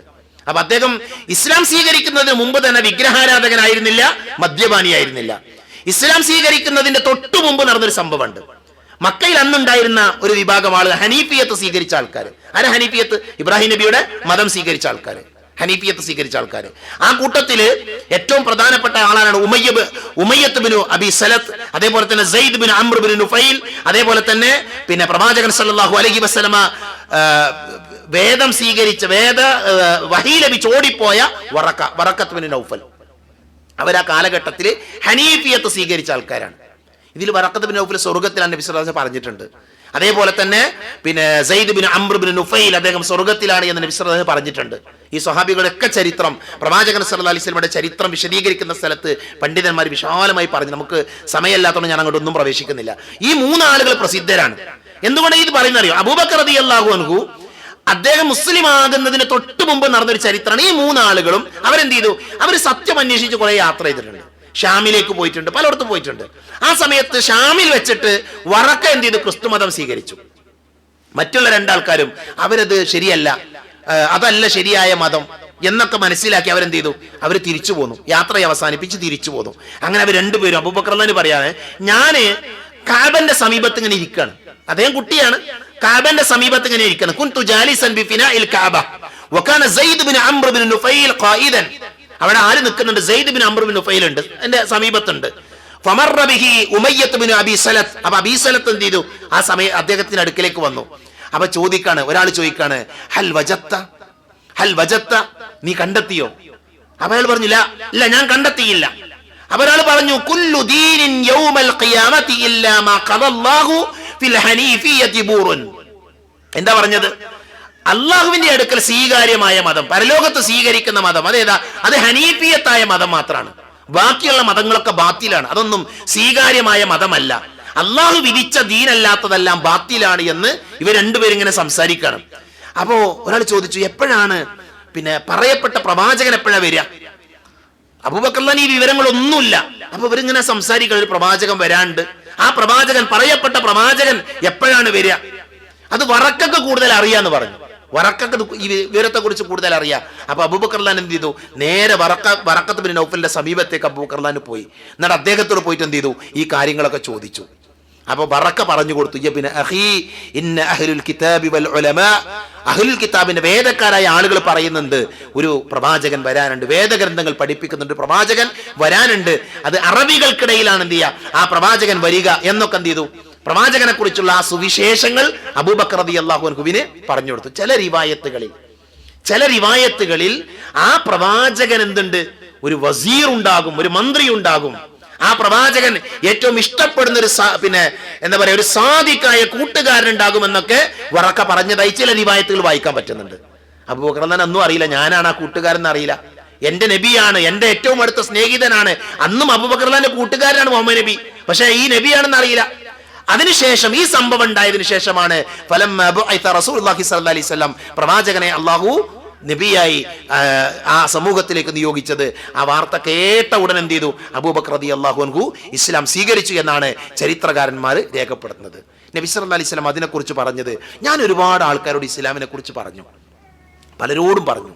എല്ലാവരും എന്നോട് പറഞ്ഞെന്താ? ഞാനൊന്ന് ആലോചിക്കട്ടെ, ഞാനൊന്ന് ചിന്തിക്കട്ടെ. എന്നിട്ട് നബി പറയാ, മാ ദഅഉതു അഹദൻ ഇലൽ ഇസ്ലാമി ഇല്ലാ കാനത് ലഹു അൻഹു കബബ വതറദ്ദുൻ വനദുൻ ഇല്ലാ അബൂബക്കർ. അബൂബക്കർ ഒഴികെ. അബൂബക്കറിനോട് ഞാനൊരു കാര്യം പറഞ്ഞാൽ അബൂബക്കർ അത് കേൾക്കും. ഒരാലോചന ഉണ്ടായിരുന്നില്ല. പ്രവാചകനെ സത്യപ്പെടുത്തി അദ്ദേഹം ചെയ്തു, ഇസ്ലാം സ്വീകരിച്ചു. മഹദിയായ ആയിഷ റളിയല്ലാഹു പറയാം, ഞാൻ വളർന്നു വരുന്ന ചെറിയ കുട്ടിയായിരിക്കുന്ന സമയത്ത് തന്നെ, എനിക്ക് ബുദ്ധി ഉറച്ച സമയത്ത് തന്നെ എൻ്റെ മാതാപിതാക്കൾ അബൂബക്കർ റളിയല്ലാഹു അദ്ദേഹത്തിന്റെ ഉമ്മ എന്താണ്, അവർ ഇസ്ലാമിലാണ് ജീവിച്ചത്. ഞാൻ എൻ്റെ കുട്ടിക്കാലത്ത് തന്നെ എല്ലാ ദിവസങ്ങളിലും പ്രഭാതത്തിലും പ്രദോഷത്തിലും എന്ത് ചെയ്യും? നബി സല്ലല്ലാഹു അലൈഹി വസല്ലം എൻ്റെ വീട്ടിലേക്ക് വരും, എന്നിട്ട് അവർ സംസാരിക്കും. അങ്ങനെ അബൂബക്കർ റളിയല്ലാഹു അൻഹു ഞങ്ങളുടെ വീടിന്റെ സമീപം, എൻ്റെ ബാപ്പ ഞങ്ങളുടെ വീടിന്റെ സമീപത്ത് ആരാധനയ്ക്ക് വേണ്ടി, നിസ്കരിക്കാൻ വേണ്ടി ഒരു പള്ളി ഉണ്ടാക്കി. ആ പള്ളിയിൽ അദ്ദേഹം ഖുർആൻ ഓതും. അദ്ദേഹത്തിന്റെ ഖുർആൻ പാരായണം കേൾക്കാൻ വേണ്ടി മുശ്രിക്കുകളായ ആളുകൾ, അവരുടെ സ്ത്രീകളും കുട്ടികളൊക്കെ ഒരുമിച്ച് കൂടുമായിരുന്നു എന്നൊക്കെ ആയിഷ റളിയല്ലാഹു അൻഹ പറയുന്നത് ഇമാം ബുഖാരി ഉദ്ധരിക്കുന്ന ഹദീസിൽ നമുക്ക് കാണാൻ പറ്റും. അപ്പൊ അബൂബക്കർ റളിയല്ലാഹു ഇസ്ലാമിന്റെ തുടക്കക്കാരനാണ്. അദ്ദേഹം ഇസ്ലാം സ്വീകരിച്ച ചരിത്രം നമ്മൾ മനസ്സിലാക്കി. ഒരാൾ മുസ്ലിം ആയാൽ അടുത്ത സ്റ്റെപ്പ് എന്താ? അയാൾ ദഅവത്ത് നടത്തണം, അദ്ദേഹം പ്രബോധനം നടത്തണം. അബൂബക്കർ റളിയല്ലാഹു അതന്നെ ചെയ്തത്. പ്രവാചകൻ സല്ലല്ലാഹു അലൈഹി വസല്ലമ അദ്ദേഹത്തിന് ഇസ്ലാം ലഭിച്ചപ്പോൾ എന്ത് ചെയ്തു? നബി ദഅവത്ത് നടത്തി. അതേ പണി ആരും ചെയ്തു. ഞാൻ ഇത് കൂടി പറഞ്ഞ് അവസാനിപ്പിക്കുകയാണ്. അതേ പണി ആരും ചെയ്തു? മഹാനായ അബൂബക്കർ റളിയല്ലാഹു അൻഹു ചെയ്തു. പ്രവാചക തിരുമേനി തന്റെ ഇഷ്ടക്കാരെ ദീനിലേക്ക് ക്ഷണിച്ചതുപോലെ അബൂബക്കർ റളിയല്ലാഹു അൻഹു തന്റെ സ്നേഹിതന്മാരെന്ത് ചെയ്തു? ഇസ്ലാമിലേക്ക് ക്ഷണിച്ചു. ഒരു അത്ഭുതം എന്താ അറിയോ? അബൂബക്കർ റളിയല്ലാഹു അൻഹു സ്വർഗം കൊണ്ട് സന്തോഷ വാർത്ത ലഭിച്ച ആളാണ്. നബിയുടെ തിരുനാവ് കൊണ്ട് അബൂബക്കറും ഫിൽ ജന്ന എന്ന് പറഞ്ഞ ആളാണ്. എന്നാൽ ഇസ്ലാമിക ചരിത്രത്തില് സ്വർഗം കൊണ്ട് സന്തോഷ വാർത്ത അറിയിക്കപ്പെട്ട 6 പേർ ഇസ്ലാം സ്വീകരിച്ചത് അബൂബക്കർ റളിയല്ലാഹു അൻഹുവിന്റെ ദഅവത്തിന്റെ ഫലമായിട്ടാണ്. ഒന്ന് ആലോചിച്ച് നോക്കി, നിങ്ങൾ എത്ര വലിയൊരു ഭാഗ്യാണത്. സ്വർഗം കൊണ്ട് നബി സന്തോഷ വാർത്ത അറിയിക്കപ്പെട്ട 6 ആളുകളും ഇസ്ലാം സ്വീകരിച്ചത് ആര് പറഞ്ഞിട്ടാ? അബൂബക്കർ റളിയല്ലാഹു ദീനിലേക്ക് ക്ഷണിച്ചിട്ടാണ്. അതിലൊന്ന് ഉസ്മാൻ ബിൻ അഫ്ഫാൻ റളിയല്ലാഹു അൻഹു, സുബൈർ ബിൻ അവാം റളിയല്ലാഹു അൻഹു, ത്വൽഹത്ത് ബിൻ ഉബൈദില്ല റളിയല്ലാഹു അൻഹു, അബ്ദുറഹ്മാൻ ബിൻ ഔഫ് റളിയല്ലാഹു അൻഹു, സഅദ് ബിൻ അബി വഖാസ് റളിയല്ലാഹു അൻഹു, അബൂ ഉബൈദ റളിയല്ലാഹു അൻഹു. ഇവരൊക്കെ ഇസ്ലാം സ്വീകരിച്ചത് ആരുടെ പ്രബോധന ഫലമായിട്ടാ? മഹാനായ അബൂബക്കർ റളിയല്ലാഹുവിന്റെ. പിന്നെ അബൂബക്കർ റളിയല്ലാഹു. അപ്പോൾ 6 1 7 ആള് സ്വർഗം കൊണ്ട് സന്തോഷ വാർത്ത അറിയിക്കപ്പെട്ട 7 ആളുകൾ. അതിൽ 6 ആൾ ഇസ്ലാം സ്വീകരിച്ചു, അബൂബക്കർ റളിയല്ലാഹു. പിന്നെ അതിലുള്ളതാരാ? ഉമർ റളിയല്ലാഹു, മറ്റുള്ള ചില ആളുകളാണ്. ഇൻഷാ അല്ലാഹ് നമുക്ക് പിന്നീട് നമുക്ക് സംസാരിക്കാം. അപ്പോൾ നോക്കൂ നിങ്ങൾ, ഏറ്റവും വലിയൊരു സൗഭാഗ്യമാണ് അദ്ദേഹത്തിന് ലഭിച്ചത്. ഞാൻ എൻ്റെ ക്ലാസ് ഇവിടെ അവസാനിപ്പിക്കുമ്പോൾ ഓർമ്മപ്പെടുത്താനുള്ളത്, നമ്മൾ അദ്ദേഹത്തിൻ്റെ ചരിത്രം അങ്ങനെ വായിച്ചു പോകുമ്പോൾ അദ്ദേഹം ചെയ്ത ഓരോ കാര്യങ്ങളും നമ്മൾ നോക്കണം. അദ്ദേഹം ദീന് കിട്ടിയ ഉടനെ എന്ത് ചെയ്തു? ആളുകൾക്ക് പറഞ്ഞു കൊടുത്തു. അദ്ദേഹത്തിന് ഇഷ്ടമുള്ള ആളുകളെ അദ്ദേഹം ദീനിലേക്ക് ക്ഷണിച്ചു. ഇത് നമ്മുടെ ബാധ്യതയാണ്. ഈ ദീൻ എന്ത് ചെയ്യണം? ദീൻ അറിയാത്ത ആൾക്കാർ നമ്മുടെ ചുറ്റുപാടിലുണ്ട്, മനസ്സിലല്ലേ? ദീൻ അറിയാത്ത ഒരുപാട് ആളുകൾ, ദീന് അറിഞ്ഞിട്ടും അത് ഉൾക്കൊള്ളാൻ തൗഫീഖ് കിട്ടാത്ത മനുഷ്യന്മാരുണ്ട്. അവരെയും നമ്മൾ എന്ത് ചെയ്യണം? അത് ഓർമ്മപ്പെടുത്തിക്കൊണ്ടിരിക്കണം, നിരന്തരം പറഞ്ഞു കൊടുത്തുകൊണ്ടിരിക്കണം. നമ്മൾ പറയാതിരിക്കാൻ പാടില്ല. അപ്പൊ അബൂബക്കറിന്റെ ചരിത്രം നമുക്ക് നൽകുന്ന ഏറ്റവും വലിയൊരു പാഠം ഇസ്ലാമിക പ്രബോധനമാണ്. എടവണ്ണയിലും പരിസര പ്രദേശങ്ങളിലും നമ്മൾ പ്രബോധകന്മാരാകണം. സ്ത്രീകൾക്കിടയിൽ സഹോദരികൾക്ക് പ്രബോധകളാകാൻ കഴിയണം, മനസ്സിലായില്ലേ? നമുക്കറിയാം ഇന്ന് കേരളത്തിൽ സത്യം പറയുന്ന ആളുകൾ, അഥവാ ഈ ദീന് സത്യസന്ധമായി പറയുന്ന ആൾക്കാരാണ് നമ്മൾ മാത്രമാണ്. ഒരു സംശയമല്ല, നമ്മൾ മാത്രമാണ്. ഞങ്ങൾ ഇസ്ലാമിക സംഘടനകളാണ് എന്ന് പറയുന്ന പല ആളുകളുടെ അടുക്കലും ആദർശപരമായ വലിയ അബദ്ധങ്ങൾ നമ്മൾ കണ്ടുകൊണ്ടിരിക്കുകയാണ്. ആരെയും കുറ്റപ്പെടുത്താൻ വേണ്ടി പറയണതല്ല. സമസ്തയുടെ സഹോദരങ്ങൾക്ക് അവർക്ക് പറയാൻ പറ്റുമോ ഞങ്ങളുടെ ആദർശം ശരിയാണെന്ന് പറയാൻ പറ്റുമോ? അവർ പറയുന്ന എന്തെങ്കിലും ആശയങ്ങൾക്ക് വിശുദ്ധ ഖുർആനിനെ മുന്നിൽ വെച്ചുകൊണ്ട് ഇതാണ് തെളിവെന്ന് പറയാൻ പറ്റുമോ? പറയാൻ കഴിയില്ല. അവർക്കത് പറയാൻ സാധ്യത, കാരണം അത് ഖുർആനിന് എതിരാണ്. അവർ പഠിപ്പിക്കുന്ന പല കാര്യങ്ങളും പല ആശയങ്ങളും ഖുർആനിനെതിരാണ്. എത്രമാത്രം വിഡ്ഢിത്തമാണ് അവർ പറഞ്ഞുകൊണ്ടിരിക്കുന്നത്. ഞാൻ കഴിഞ്ഞ ദിവസം ഒരു യാത്രൻ്റെ ഇടയിൽ 2-3 സുഹൃത്തുക്കൾ, അവർ ഈ ദർസിലൊക്കെ പഠിക്കുന്ന കുട്ടികൾ വണ്ടിക്ക് കൈ കാണിച്ചു. ഞാനന്ന് പ്രൂഫ് പോയിന്റിൽ പങ്കെടുക്കാൻ വേണ്ടി പോവുകയാണ്. വൈകുന്നേര സമയത്ത് പെരിന്തൽമണ്ണയിലേക്കുള്ള യാത്രയില്ല. അപ്പോൾ കൈ കാണിച്ച് ഞാൻ നിർത്തി. അവർ കയറി. അവർ പറഞ്ഞു ഞങ്ങൾ ട്രെയിനിന് പോകാൻ വേണ്ടി പട്ടിക്കാട് അവിടെ ആ ഭാഗത്തുള്ള റെയിൽവേ സ്റ്റേഷനിലേക്ക് പോവുകയാണ്. അപ്പോൾ സ്വാഭാവികമായിട്ട് നമ്മൾ അവരോട് സംസാരിക്കും. ഞാൻ അന്ന് നമ്മളെ പ്രൂഫ് പോയിന്റിൽ ഒരു ക്ലിപ്പ്, ഞങ്ങൾ അന്ന് കാണിച്ചൊരു ക്ലിപ്പ്, മരിച്ചു കിടക്കുന്ന ഒരു മനുഷ്യൻ ഖബറിൻ്റെ ഉള്ളിൽ നിന്ന് വിളിച്ചു എന്നുള്ളൊരു ക്ലിപ്പാണ്. ഞാൻ ആ ക്ലിപ്പ് അവരെ കേൾപ്പിച്ചു. എന്നിട്ട് ഞാൻ പറഞ്ഞു ഞാനൊരു പരിപാടിക്ക് പോവുകയാണ്, ഇത് തെറ്റാണെന്ന് പറയാനാണ് ഞാൻ പോകണത്. ഈ പറഞ്ഞ വാചകം തെറ്റാണ് എന്ന് ജനങ്ങളോട് പറയാൻ വേണ്ടി പോണത്. നിങ്ങൾക്ക് എന്താ ഈ ക്ലിപ്പിനെ കുറിച്ച് പറയാനുള്ളത് എന്ന് ഞാൻ അവരോട് ചോദിച്ചു. അപ്പോൾ അവരതിങ്ങനെ 3 ആളും ഇങ്ങനെ കേട്ടു പ്രതി ഞങ്ങളാളല്ല, ഈ പറഞ്ഞ തെറ്റാണ്, ഇത് ശരിയല്ല, ഇങ്ങനെയൊന്നും ഒരിക്കലും സംഭവിക്കൂലല്ലോ. അവർക്ക് ഇങ്ങനത്തെ കാര്യങ്ങൾ അറിയില്ല, പഠിച്ചു വരുന്ന കുട്ടികൾക്ക് അറിയില്ല. ഞാൻ പറഞ്ഞത് നമുക്ക് വലിയ ഉത്തരവാദിത്തം നിർവഹിക്കാൻ. നമ്മുടെ ഇടയിൽ നമ്മൾ കാണുന്ന പല ആളുകളും ഈ ദീനിനെ മനസ്സിലാക്കാത്ത ആൾക്കാരാണ്. അതുകൊണ്ട് തന്നെ ഇത്തരം ചരിത്രങ്ങളിൽ നിന്ന് പാഠം ഉൾക്കൊണ്ട് നമ്മൾ പ്രബോധകന്മാരായി മാറണം, നമ്മൾ ദഅവത്ത് നടത്തുന്ന ആൾക്കാരായി മാറണം, യുവാക്കളിലേക്ക് നമ്മൾ ഇറങ്ങിച്ചെല്ലണം. ഇപ്പൊ ഇവിടെ യൂത്ത് കോൺക്ലേവ് വരാൻ പോവുകയാണ്. എടവണ്ണ വെച്ചാണ് ഈ വർഷത്തെ മലപ്പുറം ഈസ്റ്റ് ജില്ലയുടെ യൂത്ത് കോൺക്ലേവ് നടക്കുന്നത്. അപ്പൊ നിങ്ങൾ ഇവിടുത്തെ ആതിഥേയരാണ്, ഈ നാട്ടുകാരാണ് ആ പ്രോഗ്രാം സംഘടന. ഇവിടുത്തെ മുതിർന്ന ആളുകൾ തമീമും അതേപോലെ റിംഷിയും പിന്നെ മറ്റുള്ള ആൾക്കാരൊക്കെ മാഷാ അല്ലാഹ് അവരെ ഏറ്റവും നന്നായി അതിൽ പ്രവർത്തിക്കുന്നുണ്ടെന്ന് എനിക്കറിയാം. ആ മേഖലയിൽ ഒരുപാട് പിന്നെ അധ്വാനിച്ചു കൊണ്ടിരിക്കുന്ന ആൾക്കാരാണ്. നമ്മുടെ യൂത്തിൻ്റെ പിന്നെ മുതിർന്ന ORGയുടെ ആൾക്കാർ ഇവിടെ സ്ഥാപനം വരാൻ പോകുന്നുണ്ട്. നമ്മുടെയൊക്കെ ലക്ഷ്യം ദാവത്താണ്. അതുകൊണ്ട് തന്നെ ഒന്നുകൂടെ നമ്മളെല്ലാവരും കഠിനമായി പരിശ്രമിച്ച് പ്രബോധന രംഗത്ത് വലിയ മാറ്റങ്ങൾ ഉണ്ടാക്കാൻ വേണ്ടി എന്ത് ചെയ്യണം, നമ്മളെല്ലാവരും ശ്രദ്ധിക്കണമെന്ന് സാന്ദർഭികമായി ഓർമ്മപ്പെടുത്തുകയാണ്. അല്ലാഹു സുബ്ഹാനഹു വ തആല ചരിത്രത്തിൽ നിന്ന് പാഠം ഉൾക്കൊള്ളുന്ന ആളുകളുടെ കൂട്ടത്തിൽ നമ്മളെ എല്ലാവരെയും ഉൾപ്പെടുത്തി അനുഗ്രഹിക്കുമാറാകട്ടെ. നമ്മുടെ സജീവ പ്രവർത്തകനായിരുന്ന കല്ലിടുമ്പ് കുഞ്ഞുട്ടിക്കാക്ക വളരെ സീരിയസ് ആയി ആശുപത്രിയിലാണ് എന്ന് അറിയിച്ചിട്ടുണ്ട്. അള്ളാഹു അദ്ദേഹത്തിന് പൂർണ്ണമായ ശിഫ നൽകുമാറാകട്ടെ, എല്ലാ പ്രയാസങ്ങളും നീക്കിക്കൊടുക്കുമാറാകട്ടെ, അദ്ദേഹത്തിൻ്റെ കുടുംബത്തിന് സമാധാനം നൽകുമാറാകട്ടെ.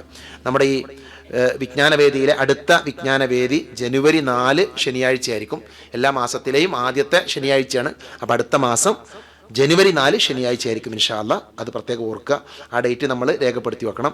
നമ്മുടെ മണ്ഡലം തസ്ഫിയ ഇൻഷാ അല്ലാഹ് 28-ാം തീയതി, പിന്നെ 28 എന്താ 12 എന്താ മനസ്സിലായി എനിക്ക്? ഓക്കെ, ഈ മാസം 28-ന് പിന്നെ ഷാഫി സബാഹിയാണ് ആ പ്രോഗ്രാമിൽ പങ്കെടുക്കുന്നത്. കുണ്ടുതോടിൽ വെച്ചിട്ടാണ് ആ പ്രോഗ്രാം നടക്കുക. അപ്പോൾ അവിടെ എന്ത് ചെയ്യണം, നമ്മളെല്ലാവരും പങ്കെടുക്കാൻ വേണ്ടി ശ്രദ്ധിക്കണം. കേരളത്തിൽ വലിയ വിപ്ലവം ഉണ്ടാക്കിയ പരിപാടിയാണ് തസ്ഫിയ എന്നുള്ളത്. നമ്മുടെ ആദർശം എത്തിയിട്ടില്ലാത്ത സ്ഥലങ്ങളിൽ പിന്നെ ഈ പ്രോഗ്രാം നമ്മൾ നടത്തി. വലിയ മാറ്റങ്ങൾ ആ പ്രോഗ്രാമുകൾ കൊണ്ടുണ്ടായിട്ടുണ്ട്. കണ്ണൂർ ജില്ലയിലെ ഒരു പ്രോഗ്രാമിൽ, തസ്ഫിയൻ്റെ പ്രോഗ്രാമിൽ ഞാൻ പ്രസംഗിക്കാൻ പോയ സമയത്ത് അന്ന് കസേരട്ടരാനും അവിടെയുള്ള എല്ലാ സൗകര്യങ്ങളും ഒരുക്കിയത് അവിടുത്തെ സമസ്തൻ്റെ പള്ളിയിലെ പ്രസിഡൻറ്റും അതേപോലെ തന്നെ അതിൻ്റെ ആൾക്കാരും ഇരുന്നു. നമ്മൾ പ്രസംഗത്തിൽ CM മടവൂരിനെയും അവരുടെ ആശയങ്ങളൊക്കെ തെറ്റെന്ന് വിളിച്ചു പറയാം, അതിന് കസേരട്ടരാനും അവിടെ വന്ന ആൾക്കാർക്ക് വെള്ളം കൊടുക്കാനൊക്കെ ആ സഹോദരൻ, ഒരു ദ്വീപാണ് കണ്ണൂർ ജില്ലയിലെ മാട്ടൂർ പ്രദേശം ദ്വീപിലായിരുന്നു പ്രോഗ്രാം. അപ്പോൾ അവർ അങ്ങനെയുള്ള അവസ്ഥകളൊക്കെ നമുക്ക് ഉണ്ടാകുന്നുണ്ട്. അതുകൊണ്ട് തന്നെ തസ്ഫിയെ ഗൗരവമായി കാണാൻ വേണ്ടി എല്ലാവരും ശ്രദ്ധിക്കണമെന്ന് ഓർമ്മപ്പെടുത്തുകയാണ്. അല്ലാഹു സുബ്ഹാനഹു വ തആല നമ്മുടെ ജീവിതത്തിൽ അറിഞ്ഞും അറിയാതെയും സംഭവിച്ചു പോയ എല്ലാ തെറ്റുകുറ്റങ്ങളും പുറത്ത് മാപ്പാക്കി തരുമാറാകട്ടെ. രോഗം കൊണ്ട് ബുദ്ധിമുട്ടുന്ന ധാരാളം ആളുകൾ നമ്മുടെ ഇടയിലുള്ള അല്ലാഹു എല്ലാവർക്കും ശിഫ നൽകുമാറാകട്ടെ. മരണപ്പെട്ടു പോയ ആളുകളുണ്ട്, നമ്മൾ ഇഷ്ടപ്പെട്ട നമ്മുടെ മാതാപിതാക്കൾ, നമ്മുടെ ബന്ധുമിത്രാദികൾ, നമ്മുടെ സഹോദരങ്ങൾ സഹോദരികൾ, നമ്മുടെ നേതാക്കന്മാർ, അല്ലാഹു എല്ലാവരുടെയും ഖബർ ജീവിതം സന്തോഷകരമാക്കി കൊടുക്കുമാറാകട്ടെ. വിശ്വാസികളായ അവർക്ക് അല്ലാഹു മഗ്ഫിറത്തും റഹമത്തും നൽകി അനുഗ്രഹിക്കുമാറാകട്ടെ. ജോലിയില്ലാതെ പ്രയാസപ്പെടുന്ന ധാരാളം ആളുകൾ നമ്മുടെ ഇടയിലുണ്ട്. അല്ലാഹു അവർക്ക് നല്ല ജോലി നൽകി അവരെയും അവരുടെ കുടുംബത്തെയും അനുഗ്രഹിക്കുമാറാകട്ടെ. മക്കളില്ലാതെ വേദനിക്കുന്ന ദമ്പതികളുണ്ട്, അല്ലാഹു സ്വാലിഹുകളായ സന്താനങ്ങൾ നൽകി അനുഗ്രഹിക്കുമാറാകട്ടെ. ജയിലുകളിൽ നിരപരാധികളായി കഴിയുന്ന അനേകായിരം മനുഷ്യരുണ്ട്, അല്ലാഹു അവർക്ക് മോചനം നൽകുമാറാകട്ടെ. അല്ലാഹു മഗ്ഫിർ ലിൽ മുഅ്മിനീന വൽ മുഅ്മിനാത്ത് വൽ മുസ്ലിമീന വൽ മുസ്ലിമാത്ത് വൽ അഹ്യാ മിൻഹും വൽ അംവാത്ത്. അല്ലാഹുമ്മ അജിർനാ മിനൻ നാർ, അല്ലാഹുമ്മ അജിർനാ മിനൻ നാർ, അല്ലാഹുമ്മ അജിർനാ മിനൻ നാർ. റബ്ബനാ ആതിനാ ഫിദ് ദുനിയ ഹസന വഫിൽ ആഖിറതി ഹസനതൻ വഖിനാ അദാബൻ നാർ. ആമീൻ ആമീൻ ബിറഹ്മതിക യാ അർഹമർ റഹീമീൻ. വആഖിറു ദഅവാനാ അൽഹംദുലില്ലാഹി റബ്ബിൽ ആലമീൻ. അസ്സലാമു അലൈക്കും വറഹ്മത്തുള്ളാഹി വബറകാതുഹു.